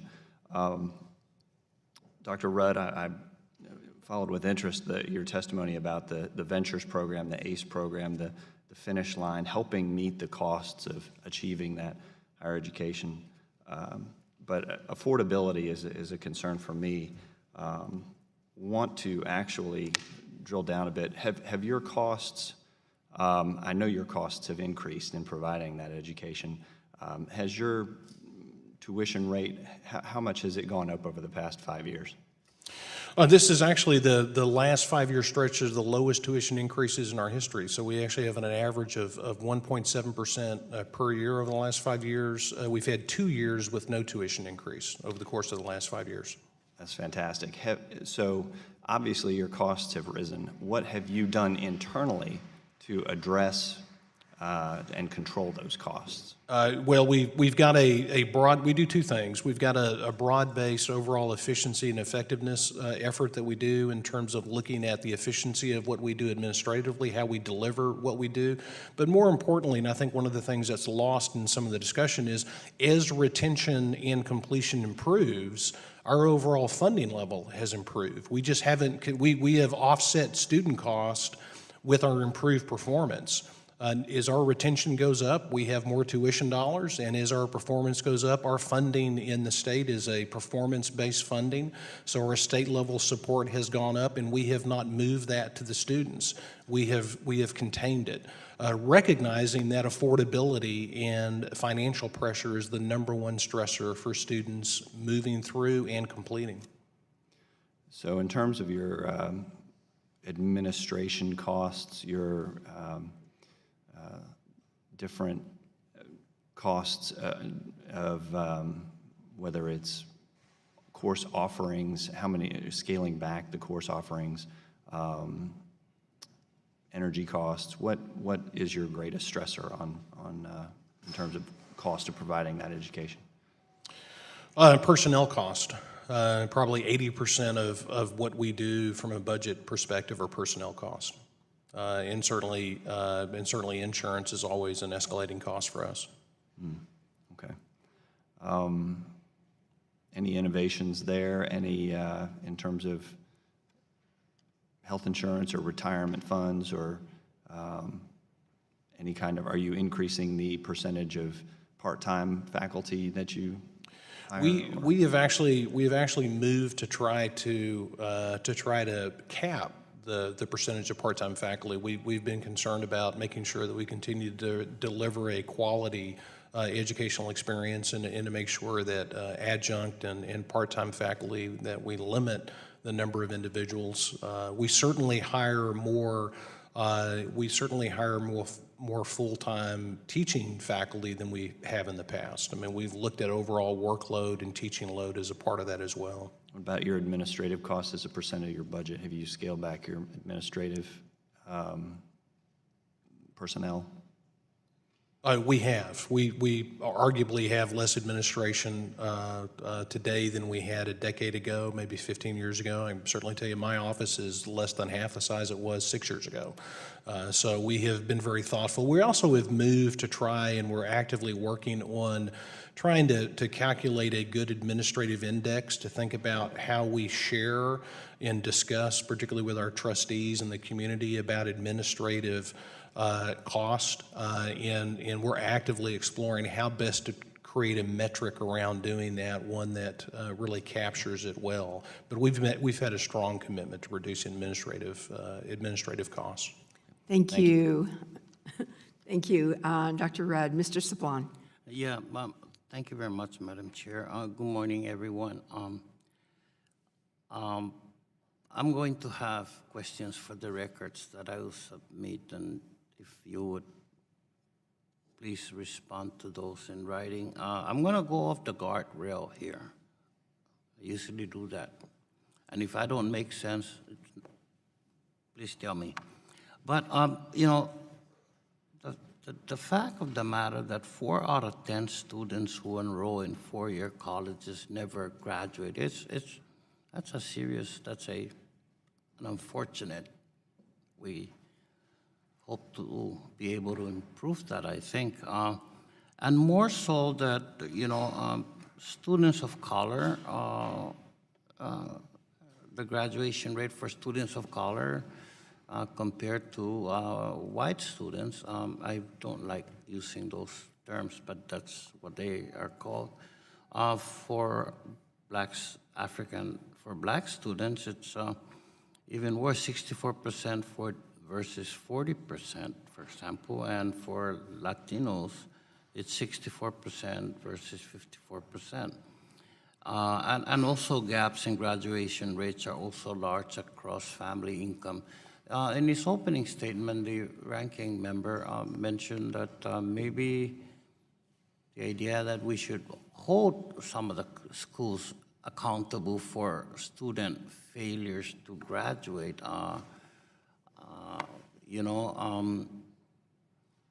I'm going to come back to eventually in a question for record with Mr. Ethelba, because I need to go back and check about the TRIO program in our community college. But is there something we could do to truly, I know schools, for-profit schools are not exactly popular with some of the things that they do, but is there something you think in policy we could do to hold the schools accountable for when their students don't graduate? That maybe some programs that are intended to help the students through their 4 or 6 years even, progress are not effectively managed or not made available. Is there something you think in terms of policy that can be done to hold some of the schools accountable for, not all, some students just fail because they won't study, my goodness, he's gonna kill me. My son took 8 years to get his teacher's degree also. But is there something we could do, you think? Anybody in the panel? Any suggestion, idea? Hold the schools also accountable. Look at the reluctance of my colleagues. I I'm know, going to jump into this one. Really. I think in the past, particularly for short-term educational programs, we have had, or vocational programs, we have tried things like gainful employment reporting to make sure that you have a number of graduates over a number of years. And those things are fine. I think colleges are, on the whole, happy to be held accountable. But what I saw on the other side of the balance is that if you don't resource the colleges the way that they need to be resourced, so the job can't get done, then what exactly are we measuring? Do we also measure then on the other end, on the balance of gainful employment, adequate resources for doing the coaching, doing the advising, during the academic remediation that we need to do? So I think it's a larger question than, okay, you're going to share this risk with us, you're going to share this accountability with us, but not if, in some ways, my state funding has been going down for the last 10 years. So I think there's a real larger conversation than just a number to be accounted for. Okay, and now I'm going to go to another question, if I may, and each panel can answer yes or no. Do you support free tuition for students? Dr. Dynarski, I think you. So our past is that tuition was free at community colleges in particular. So historically, community colleges have been free, or near free in most places. Four-year college. Four-year colleges also in some places have been free. There are many different ways to fund college. I do feel firmly that job training, that programs that are intended to prepare people for careers are ones that people shouldn't be borrowing for. Okay. It's too risky, and we should not run our training programs through those. She's going to cut me off. Dr. Rod, do you support free college tuition for students? Well, I think it's been successful. If you look in Tennessee, certainly the Tennessee Promise has been successful, increasing the number of students that like not it just is in other countries, in Norway, for example. I think there's good evidence that it can be effective, but there are so many other costs. Your school's going to be paid, but somebody will pay for it. Thank you, Dr. Rudd. I'm going to have to turn to our next questioner, Mr. Rothman. Thank you. First question for you at least in my district, I find not just people who dropped out of college, but people who complete college frequently go back to technical school, go back to trade school, which would indicate we have too many people going to college.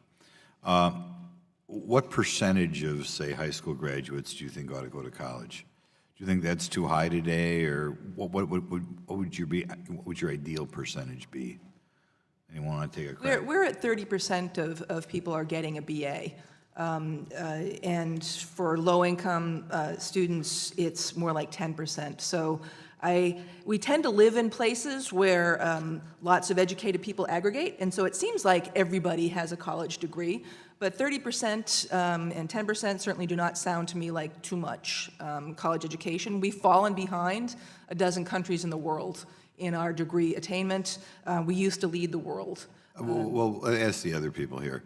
Is it concern you when people with college degrees are dissatisfied with their employment and go back to a tech school or go back to a trade school where they can be trained for first of all, have a greater likelihood of being employed, and secondly, are able to make more money? Does that concern you? And does it indicate that maybe we have too many people going to some colleges? None of you believe that, huh?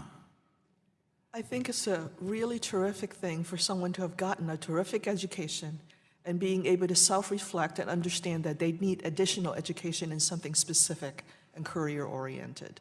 So that doesn't bother you if somebody graduates from college? No, not at all. I really believe that at this day and age where the skills in the workplace is outpacing our programs at the colleges, that folks have to learn how to learn, and one piece of learning how to learn is to self-reflect. If someone believes that over the next 5 years they're better off as a plumber, and they have a bachelor's degree, maybe at the end of that 5 years they'd be opening a business that's a plumbing business, and therefore they will have the skills to do it. I think we do way too much of the... Yeah, I would think that's part of our problem.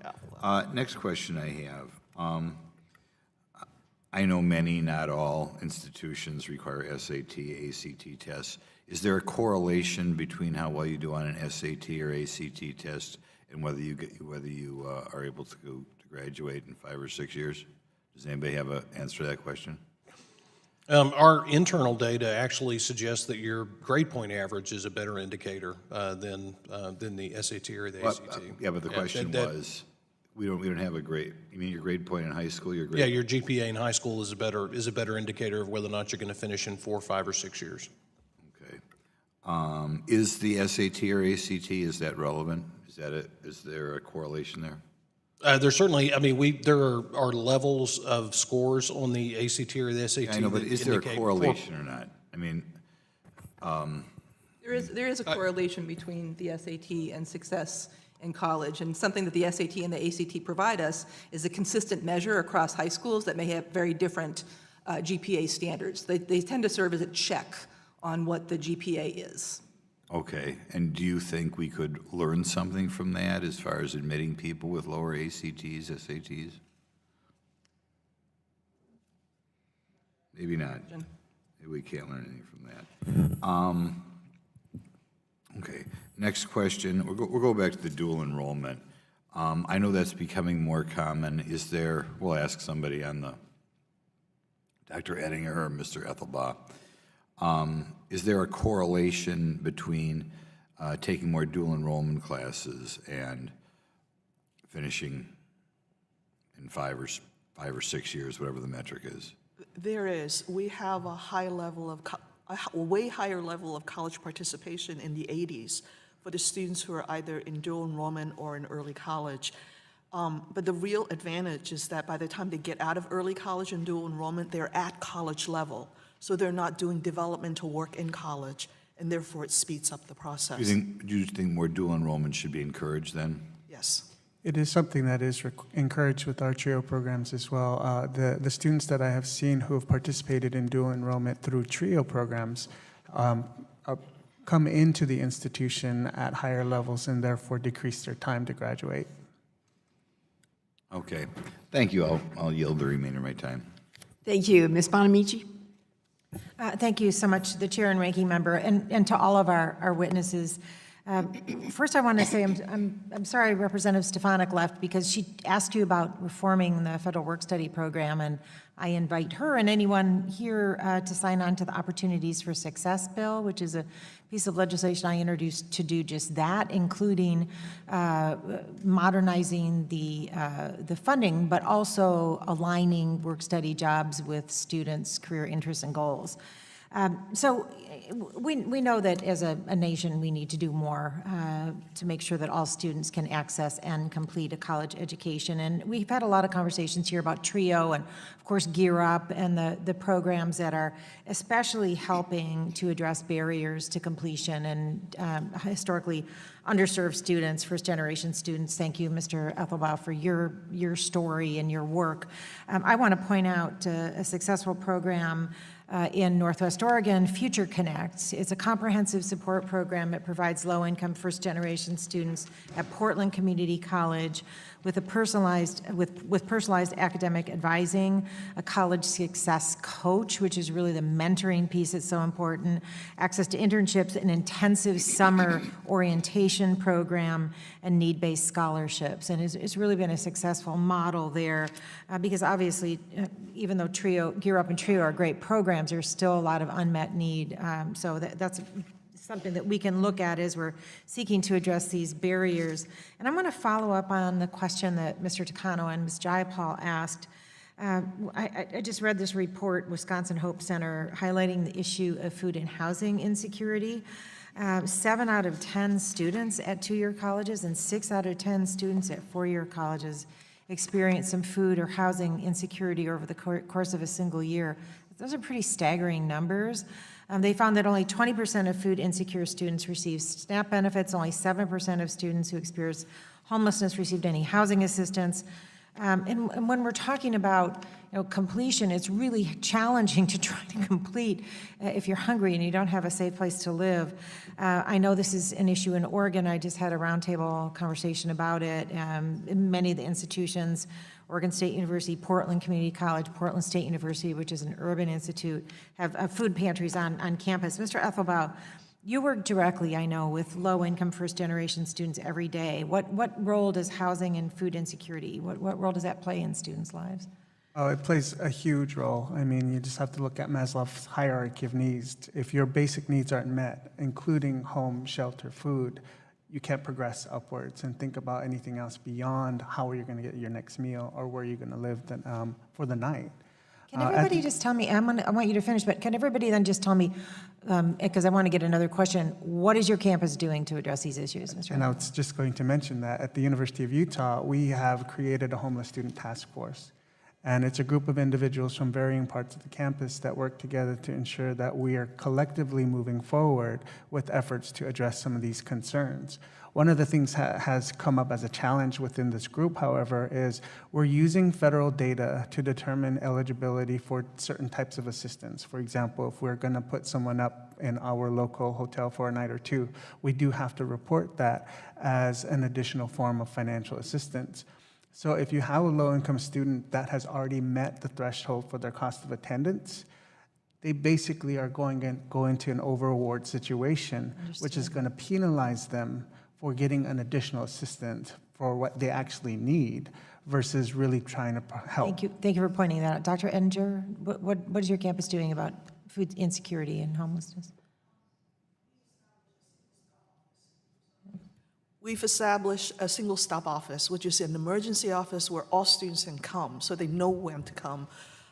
Food pantries, mobile food pantries, food cards, a whole range of emergency services. It's probably about, I would say, $500,000 worth of investment every year. And we're working on the possibility of pushing policy to align policy of SNAP, Pell, and all of the major pieces that really need to fit together. Dr. Rudd, I'm going to run out of time. Dr. Rudd. Yeah, we have a food pantry as well. We also have raised some private support to support homeless students. We have a limited number of homeless individuals, and then we've worked with our new dining provider to have them carve off a program and create a program to address food insecurity as a part of the dining contract that we have. Dr. Dynarski. I just wanted to say that we generally have a shredded safety net, and that applies to students as well. And what we're left with is colleges having to play the role that social policy programs should play. Thank you. And I am out of time. I'm going to submit for the record. I really want to follow up on the gaps in degree attainment by race and income, and really looking at targeting interventions at students who are least likely to complete. So I'll submit that for the record. Thank you. Thank you. Mr. Muser. Thank you, Madam Chair. As we've heard this morning, four-year completion rates are really no longer the norm. So I wanted to ask a couple of questions related to student advisors and the routine that they meet with students. Is it twice a semester? Is it once a quarter? And do the conversations include all of the criteria we're speaking about? The student's major, are they on track for it? The amount of loan that they have out, the amount of debt or cost that they're building, whether they're going to complete their major and be able to graduate on time. Are these conversations recorded? Are they agreed to? So is there some sort of record of it? And do you consider allowing some sort of waivers so as parents or the payer, the one investing in the student, is also made aware of these conversations and this guidance provided? Dr. Ettinger? I wish it were that straightforward. With an average age of 26 on campus, every single student I have has a different situation, and many of them are adults. They have no parents, or their parents are not in their lives. The conversations would start with the transition when they first come in. They would get financial aid advising, they would get academic advising. We would send out tweets, we would send out texts to these students to alert them of deadlines and so on and so forth. And they have peer mentors in their learning communities. There's a whole web of advising that goes on. It is not as straightforward as taking a high school senior and taking them through into the first year of residential. It is complex. Well, I think there are a lot of examples where it could be a lot better. So this is something that we could talk about in the future. I yield back the rest of my time to Dr. Fox. The gentleman yields. Dr. Fox. Thank you very much, Mr. Muser, and thank you, Madam Chairman. I want to follow up a little bit on some comments that were made in your opening statements, and I'd like to go to Dr. Ettinger. You say in your opening statement that we're the source for the future workshop in what we call new-collar jobs, jobs that are middle skills that pay well. Tell me what you think middle skills are, and what do baccalaureate institutions, what would you call higher skills that a student would get in a baccalaureate institution that they wouldn't need for a new job? Here's an example. In the field of information technology, or IT, there's a series of entry-level programming jobs that someone with a year or 2 years worth of training and education. About education. Yes. Not training. Yeah, well, skills training and then education on the liberal arts and critical skills and so on, that combination.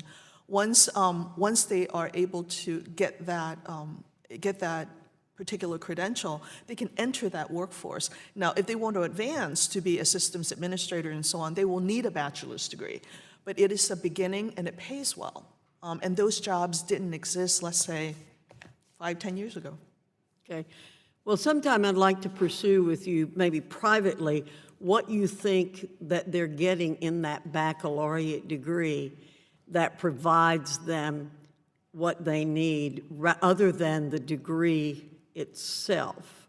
Because I'm questioning whether or not, what middle skills are, because I think what you need for coding and those IT jobs are the skills you're going to need for everything else that you're getting.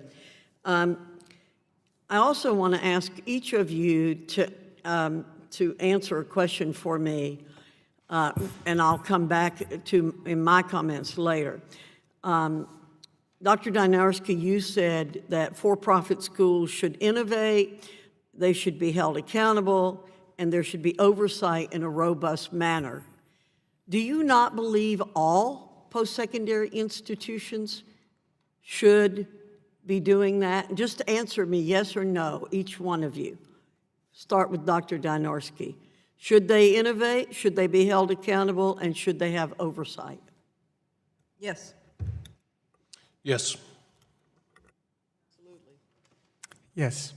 I don't understand then why for-profits are being singled out in this area. I yield back, Madam Chairman. Thank you.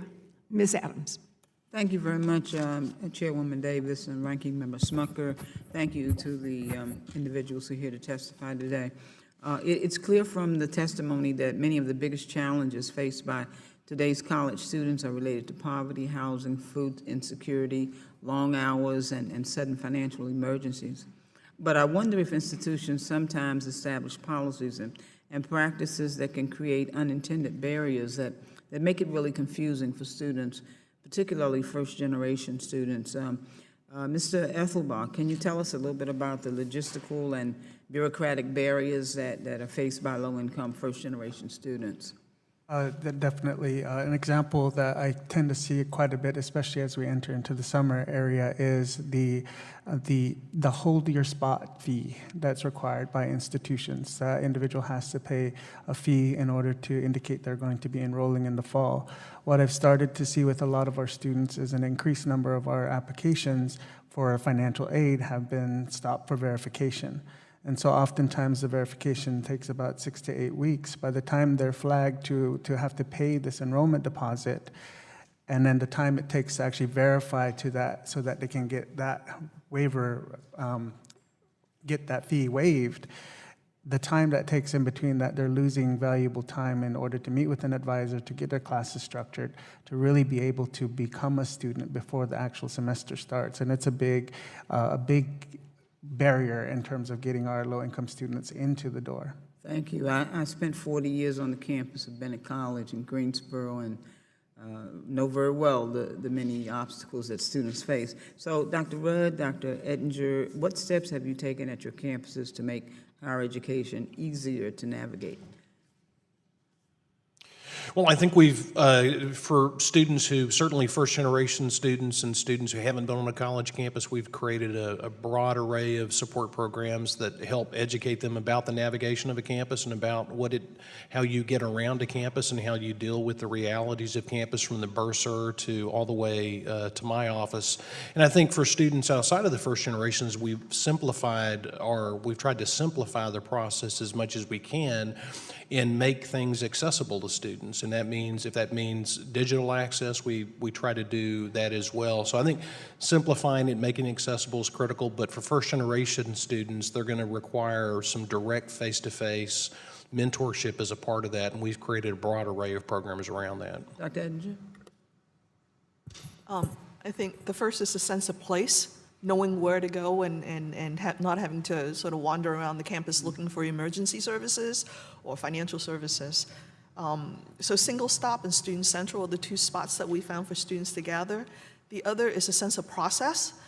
We used to have something called the Bunker Hill Bounce, where we bounce students all over the place for just one question. We don't do that anymore. Okay. And the third is really for our faculty and staff and the administration to understand that we're dealing with an adult whole student, not some concept of a 18-year-old, but the whole range of needs of a student who we haven't seen before. We've got to be ready for them rather than saying you got to be ready for us. Okay. And I think that mindset. Great, thank you. So let me, Dr. Rudd, can you talk about how you've seen micro grants or emergency grants and what they have, if you've been doing that to help students get across that finish line, if the strategy makes sense?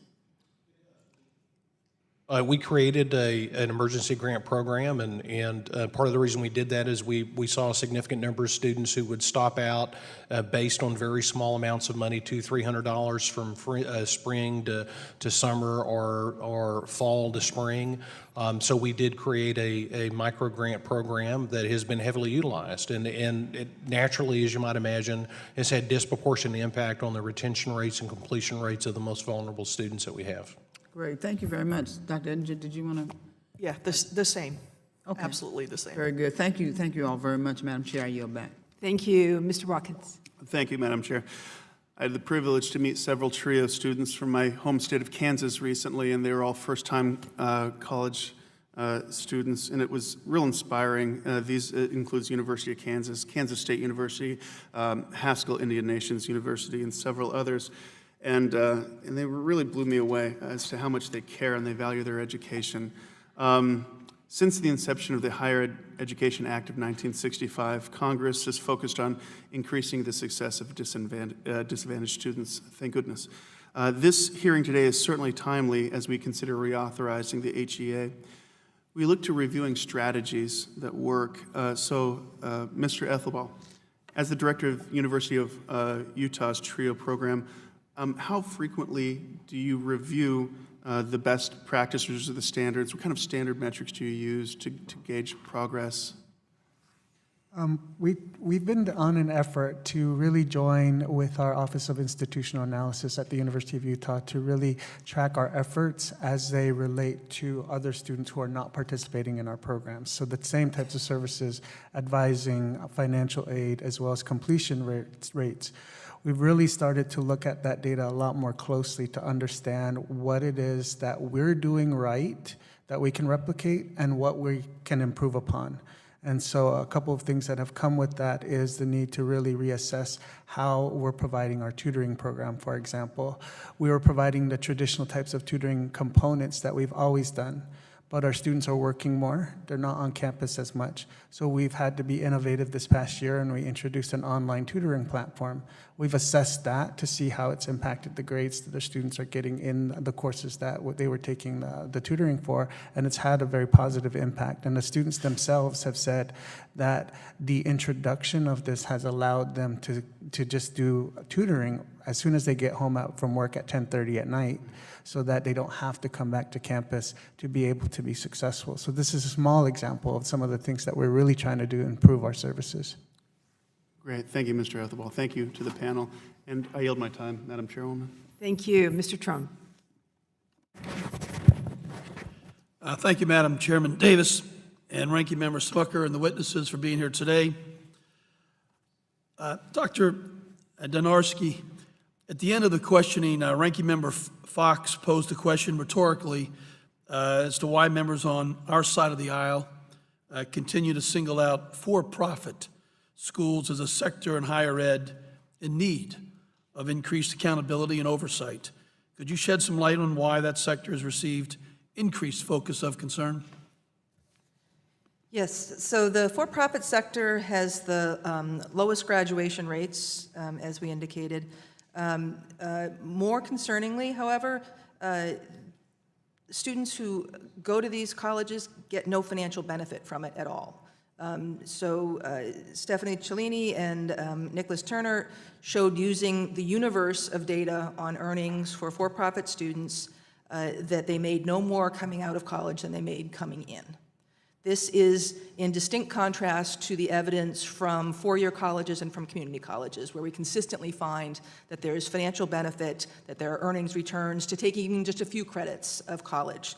So it's a sector in which people are not getting any returns for their educations, and they are getting much higher debt loads than they are at the public institutions.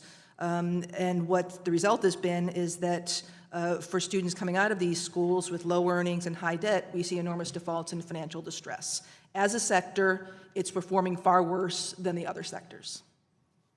Well, as one of the many capitalists in the Democratic Party, that seems like a failure for the customers. Not good. Great. Something I'm also passionate about, and I know many of my colleagues on the other side of the aisle are, is criminal justice reform. Mr. Chairman, I'd like to enter into the record the report from the Vera Institute of Justice, Investing in Futures, Economic and Fiscal Benefits of Post-Secondary Education in Prison. Thank you. 64% of incarcerated people are academically eligible to enroll in college prison programs, but the data shows only 9% ever complete any kind of a program. Incarcerated individuals have been excluded from Pell since 1994. Dr. Dynarski, what are your thoughts on lifting the Pell ban completely for incarcerated students? And what impact would that have on individuals in society by spending the money up front, helping them with Pell, giving them 2, 3, 4 years to train, to succeed? Because when they leave prison, we're getting a 75% recidivism rate, so we're just pouring the money in a circular fashion back into prisons, and we're not helping people get a second chance that he can actually succeed with. So what do we need to do here? If we would like prisoners to reenter society as productive members of the workforce, they need a good education to do so. And it seems like prison is a good opportunity in which to increase educations. That's where a lot of people get their GEDs, and being able to follow on for a college education would certainly be helpful for their lives after they exit prison. How do we ensure these programs are high quality and best support them? Because they may not want to study British literature, but I'm guessing they would love to learn how to be a mechanic, drywall, plumber, great jobs that we need folks in the workforce now. How do we make that happen? What are the steps? In the past, prisons have partnered with local community colleges and universities. So rather than start their own programs, they essentially would work with the local institutions, which were of good quality, and tap on their resources. Exactly. We're doing some of that in our district. What state have you seen does the best job of connecting community college with real programs that create jobs for folks so they can succeed and have a real second chance? Pretty much we see across the country that community college students succeed. They come out with skills that are valuable to the workforce, and I'm not going to pick on any one particular state as being a failure or a success. The community college sector has done quite well. Thank you. I yield back my time. Thank you. Dr. Fox?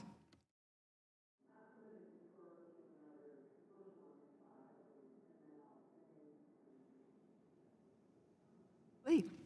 Thank you, Madam Chairwoman. Thank you all for being here. I want to talk about resources and do some comparisons. I'd like to compare some statistics between community colleges and for-profit schools in my district in Las Vegas, Nevada, and Henderson. At the College of Southern Nevada, tuition's about $3,000 per year, and the institution spends approximately $2.30 on instruction for each dollar it collects in tuition.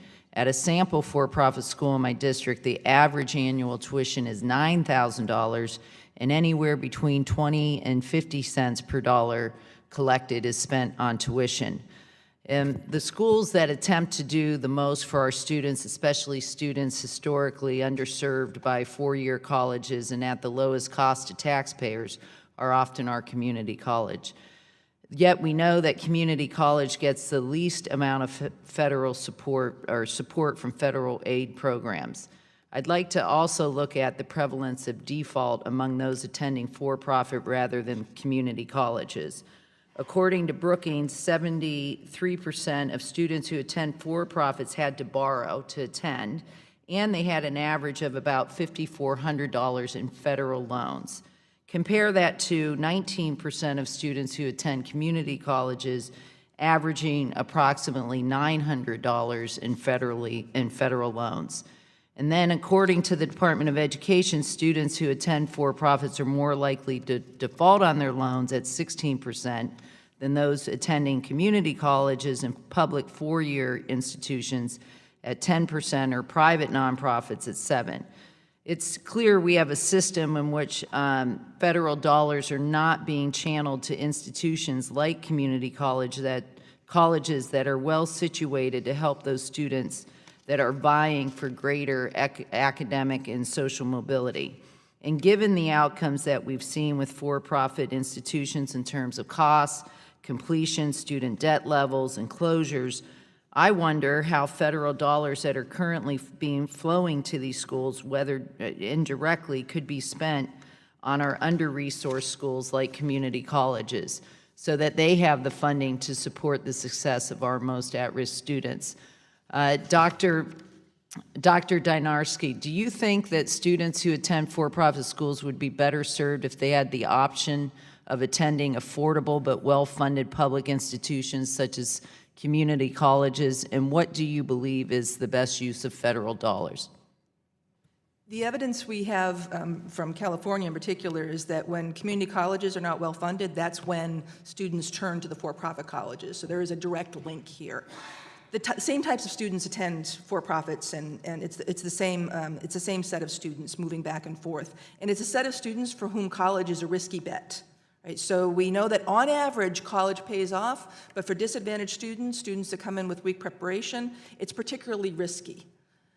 In the for-profit colleges, the risk lies squarely on the student because they take out loans and they pay tuition to cover the cost of their education, and if the education doesn't work out, they're the ones stuck with all of the downside.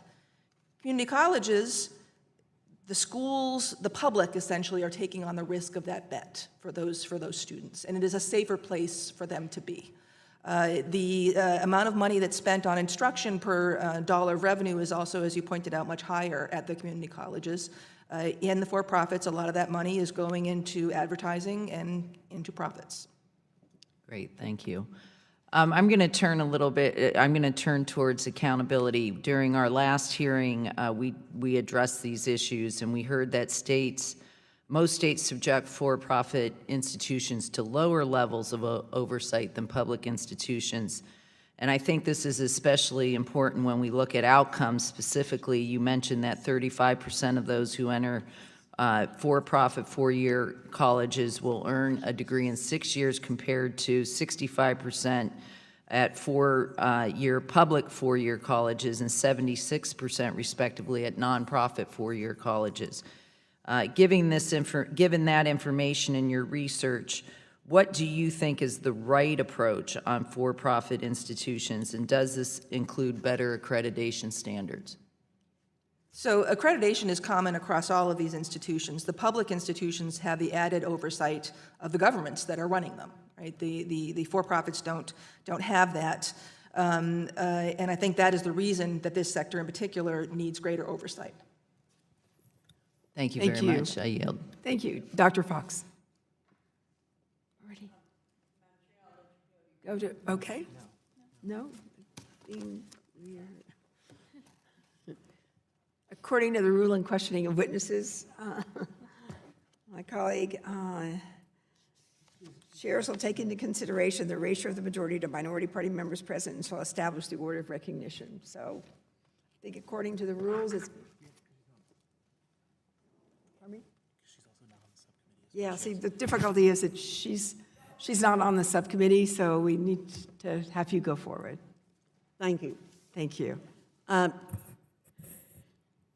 I appreciated the questioning about using Pell Grants for prisoners, and at some point, Dr. Dynarski, I'd like us to follow up on this. North Carolina already does programs in prisons for students. Again, when I was at the community college, we had programs at the prisons, and I've recently talked to North Carolina people who run these programs, and they are meeting the total need right now with state money. So I do not understand why we want to burden people all over this country to pay for programs for prisons by giving them Pell Grants when the states themselves can take care of this. And as you mentioned, there are good programs all over the country. And Madam Chairman, at some point between now and the time that our deadline, I would like to get some information into the record on what is happening with programs in the various states for prisoners. So I'm not really sure where this push for Pell is coming from. I would like to go back to something Dr. Rudd said about flexibility for work study. I'd like you to expand just a little bit on this. I will tell you, under current conditions, you're exactly right. Only 25% of work study can be used off campus. 75% must be used on campus. I think this is a ridiculous rule. under the Prosper Act that we had last year and passed out of committee, we allowed all of the money to be used off campus because we believe that there should be more financial aid available for students to go into apprenticeships, internships that lead to real jobs, not working in the college library. So you want to make another comment. How much of that work-study money could you use for students to get real jobs? My guess is we could use the vast majority of it, if not all of it, to help them do that. I mean, we certainly have significant demand in Memphis, and we've got good partners that I think would be more than eager to do that and create nice pathways for those students. Right. Madam Chairman, I'd like to put in the record statistics from the College Board related to the comparison of HBCUs, for-profit schools, and public associate degree granting colleges. The number of HBCUs in our country are 98. The number with a graduation rate over 58%, 4. The number of HBCUs whose graduates have higher than average starting salary, 2.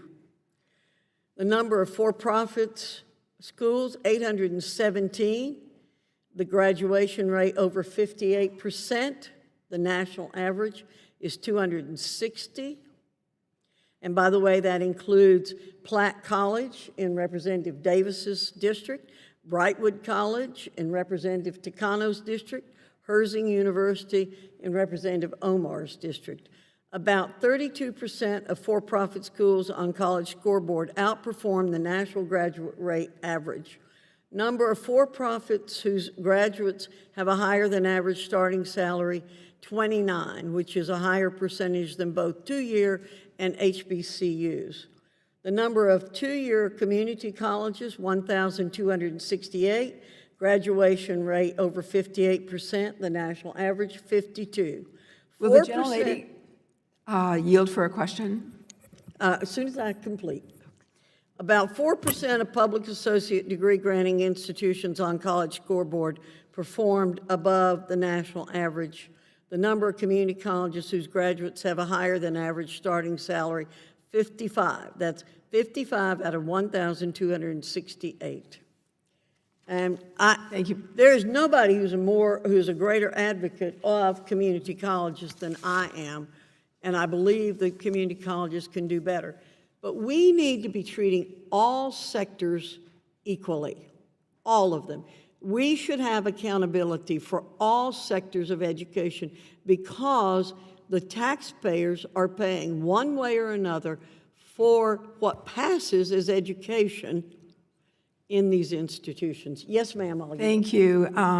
Yes, Dr. Hawks, I'm just wondering if you were aware, Brightburg College, I think there may have been others in there that actually have closed. And I think the difficulty that we all have is that there's really no option for the students when, for any number of reasons, the college is closed, and they usually close on a dime with no notice to students and no ability for them to recoup their losses. So I think that's part of what we're dealing with. I think the other issue, of course, has to do with our veterans. And there are programs that our veterans attend that work out well for them, but there are others that really create tremendous difficulty because it's not unlike what I think our witnesses have stated, that in fact people have no higher earnings than they did when they started. And in terms of our military, they have no more skills than they started. And that is not a situation that I think we're interested in.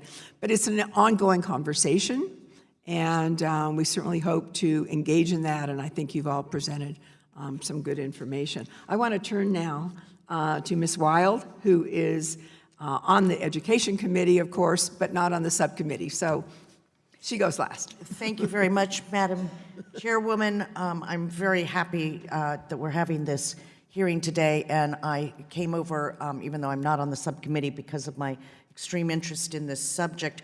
I'd like to, before I turn to my questions, respond to the comment made earlier that we must treat all institutions the same, regardless of tax status. Ranking Member Fox has repeatedly suggested that it's somehow unfair or unwise to apply accountability standards solely to for-profit institutions, but this argument completely ignores the reality that the sectors already operate under very different oversight and accountability structures. States have direct governance authority over public institutions, and private nonprofit institutions are operated by trustees who are legally committed to the public interest. Only in the for-profit sector can college leaders benefit personally from the operations of their institutions. And I think that's a very important distinction to make. Due in part to these differences in structure and incentives, for-profit colleges have consistently worse outcomes. For example, only about a quarter, 25%, of students enrolled at for-profit colleges complete a bachelor's degree within 6 years, compared to 59% at public institutions and 66% at nonprofits. Among students enrolled in two-year programs, those attending for-profits are nearly 4 times as likely to default on their loans compared to their counterparts at community colleges. And so it's clear to me that we have to increase oversight of the for-profit sector and design accountability systems that reflect the inherent differences of the sector. And I would urge my colleagues to work with me in this effort to protect students and taxpayers. This has happened, in fact, in my own district at what was known as Lehigh Valley College, and all of the problems I've just described applied to that school before it closed, and in fact, it ended up being investigated by our state attorney general. Moving on, while the cost of education of college has sharply increased in recent decades, so have the financial benefits of a college degree. And in this space, I think it's so important for us to be talking about the fact that the cost of non-completion, while still incurring student loan debt, is devastating. You know, I have excellent 6 excellent 4-year college and universities in my district, really, really highly regarded, nationally known schools. But since coming to Congress, I have come to learn of more about and specifically because of my work on this committee, I've become very intimately acquainted with the 2 community colleges in my district, Lehigh Carbon Community College in west of Allentown, Pennsylvania, and Northampton Community College on the eastern side of my district. And they offer the students of my district a range of really high-quality academic and career training programs ranging from things like history and liberal arts and engineering to nursing and hotel management to aviation and CDL licensing. And 93 to 94% of the graduates from those 2 community colleges are either continuing their education or in a career. So I have just become a huge fan of the community college space. But at the same time, it seems to me that students at these 2-year colleges are also more likely to need additional resources because of the challenges that they face in addition to preparing for colleges and paying for tuition. They face gaps in their financial aid, as I've learned. They struggle to pay for extra needs that come up. They often struggle to pay for 3 meals a day. I learned that every college in my district maintains a food bank and that they are particularly highly utilized at the 2 community colleges. They have trouble with transportation costs and the huge expense of childcare. Both of the community colleges have very wonderful on-site child care centers. So with all of that as a preface, I'd like to turn to you, Mr. Ethelbaugh, because I found your written testimony to be especially compelling. And I'd like to know from you or any of the other witnesses, what can we as the federal government do to support these institutions in their efforts to help keep students on a path to graduation? And I'm sorry, I've almost used up all my time, but if you could. obviously finances is going to be the number one thing that is referenced, and it's often what we hear the most of. As I mentioned earlier, one of the things that we have seen in terms of the impact is students will tend in our institution to stay enrolled for the first 2 years and then drop off because of family obligations. So looking at opportunities in the third and fourth years to really supplement the financial aid that they can receive in that, and then also really incorporating much more broader items that you can include within the financial aid to include housing assistance as well as food benefits, et cetera. Thank you. Thank you very much. And we've come to the conclusion of the questions, but we have a few more things to do here. So I wanted to remind my colleagues that pursuant to committee practice, materials for submission for the hearing record must be submitted to the committee clerk within 14 days following the last day of the hearing, preferably in Microsoft Word format. The materials submitted must address the subject matter of the hearing, and only a member of the committee or an invited witness may submit materials for inclusion in the hearing record. Documents are limited to 50 pages each. Documents longer than 50 pages will be incorporated into the record via an internet link that you must provide to the committee clerk within the required time frame, but please recognize that years from now, that link may no longer work. I want to thank you all for being here, participating, and certainly giving us a lot of good information and areas that we can explore further.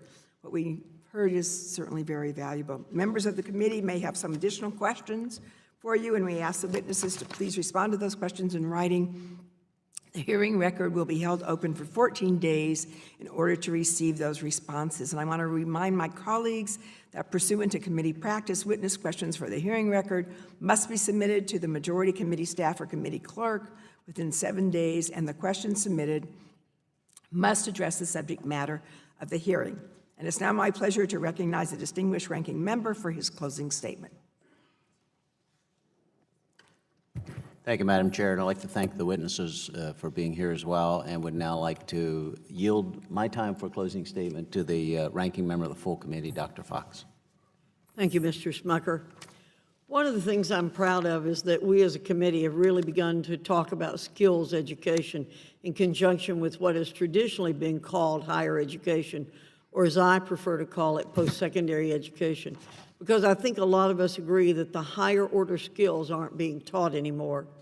When we talk about skills education as an integral part of post-secondary education, we're getting closer to taking a holistic view of education. It's not just baccalaureate programs. It's just not about the liberal arts. It's about having the skills to do the jobs this country needs done and the jobs people want to do to build a good life for themselves.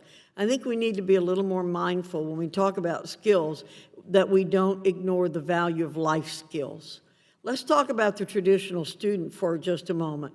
There are increasing numbers of students who are older who've achieved some level of independence in their lives already before they ever consider post-secondary programs.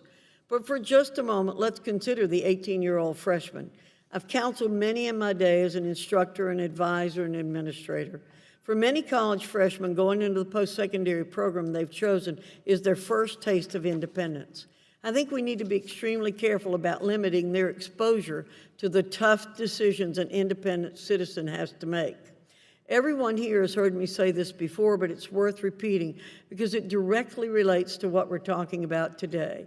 It took me 7 years to finish my baccalaureate program. That's because I was in the exact same position a lot of students are in today, and some you described, especially older students, even though I started at 18. It took that long because the cost of college was very high even then. You may look at me and assume that I went to school so long ago that things are so different now, it's much more expensive now, that I wouldn't understand. But I came from poverty most people in this room wouldn't understand. I didn't see running water inside a house until I was 14. So yes, college costs have changed, but the trappings of deep poverty haven't. In order to eat, in order to support myself, and alongside my husband, provide for our young family, I had to find a way to work while we were both in school. It was hard, but that's where we learned how to be adults. That's how we learned to make wise financial decisions. It's where we learned to differentiate between things we wanted and things we needed. Those are life skills. Those are what separate independent adults from people who want decisions made for them, from people who look to others for the answers. I empathize with working students probably more than anyone here. I didn't just walk in their shoes. For most of my career, I used my experience to give back to them, to offer whatever support and advice and mentorship I could. I think we need to be extremely careful in talking about working students or students who don't come to the table with means as welfare candidates. A few members have gotten close to that today. We don't need to view a period of government dependency as a rite of passage for Americans. We need to ensure certain services are reserved for those who have demonstrated they need them and keep post-secondary education a true learning experience for higher order skills, for job skills, and for life skills. We don't need to let institutions off the hook either. I've long said institutions need to be more responsive to the needs of the students they sign on to serve. What I've heard today from the witnesses is that there is a willingness, I believe an increasing willingness on the part of institutions to better serve the life needs of the students, the needs that aren't just academic. Good that you are stepping up. Let's see more institutions step up. Let's not give the government an excuse to put its hooks deeper into college campuses and student life by providing the services you should have been providing all along. When a student is admitted to an institution, it has to be a two-way agreement. The student commits to meeting academic standards and a steep financial commitment, and the institution has a responsibility to help them. It's that simple. Thank you for coming again. Thank you all. And thank you, Madam Chair. I yield back.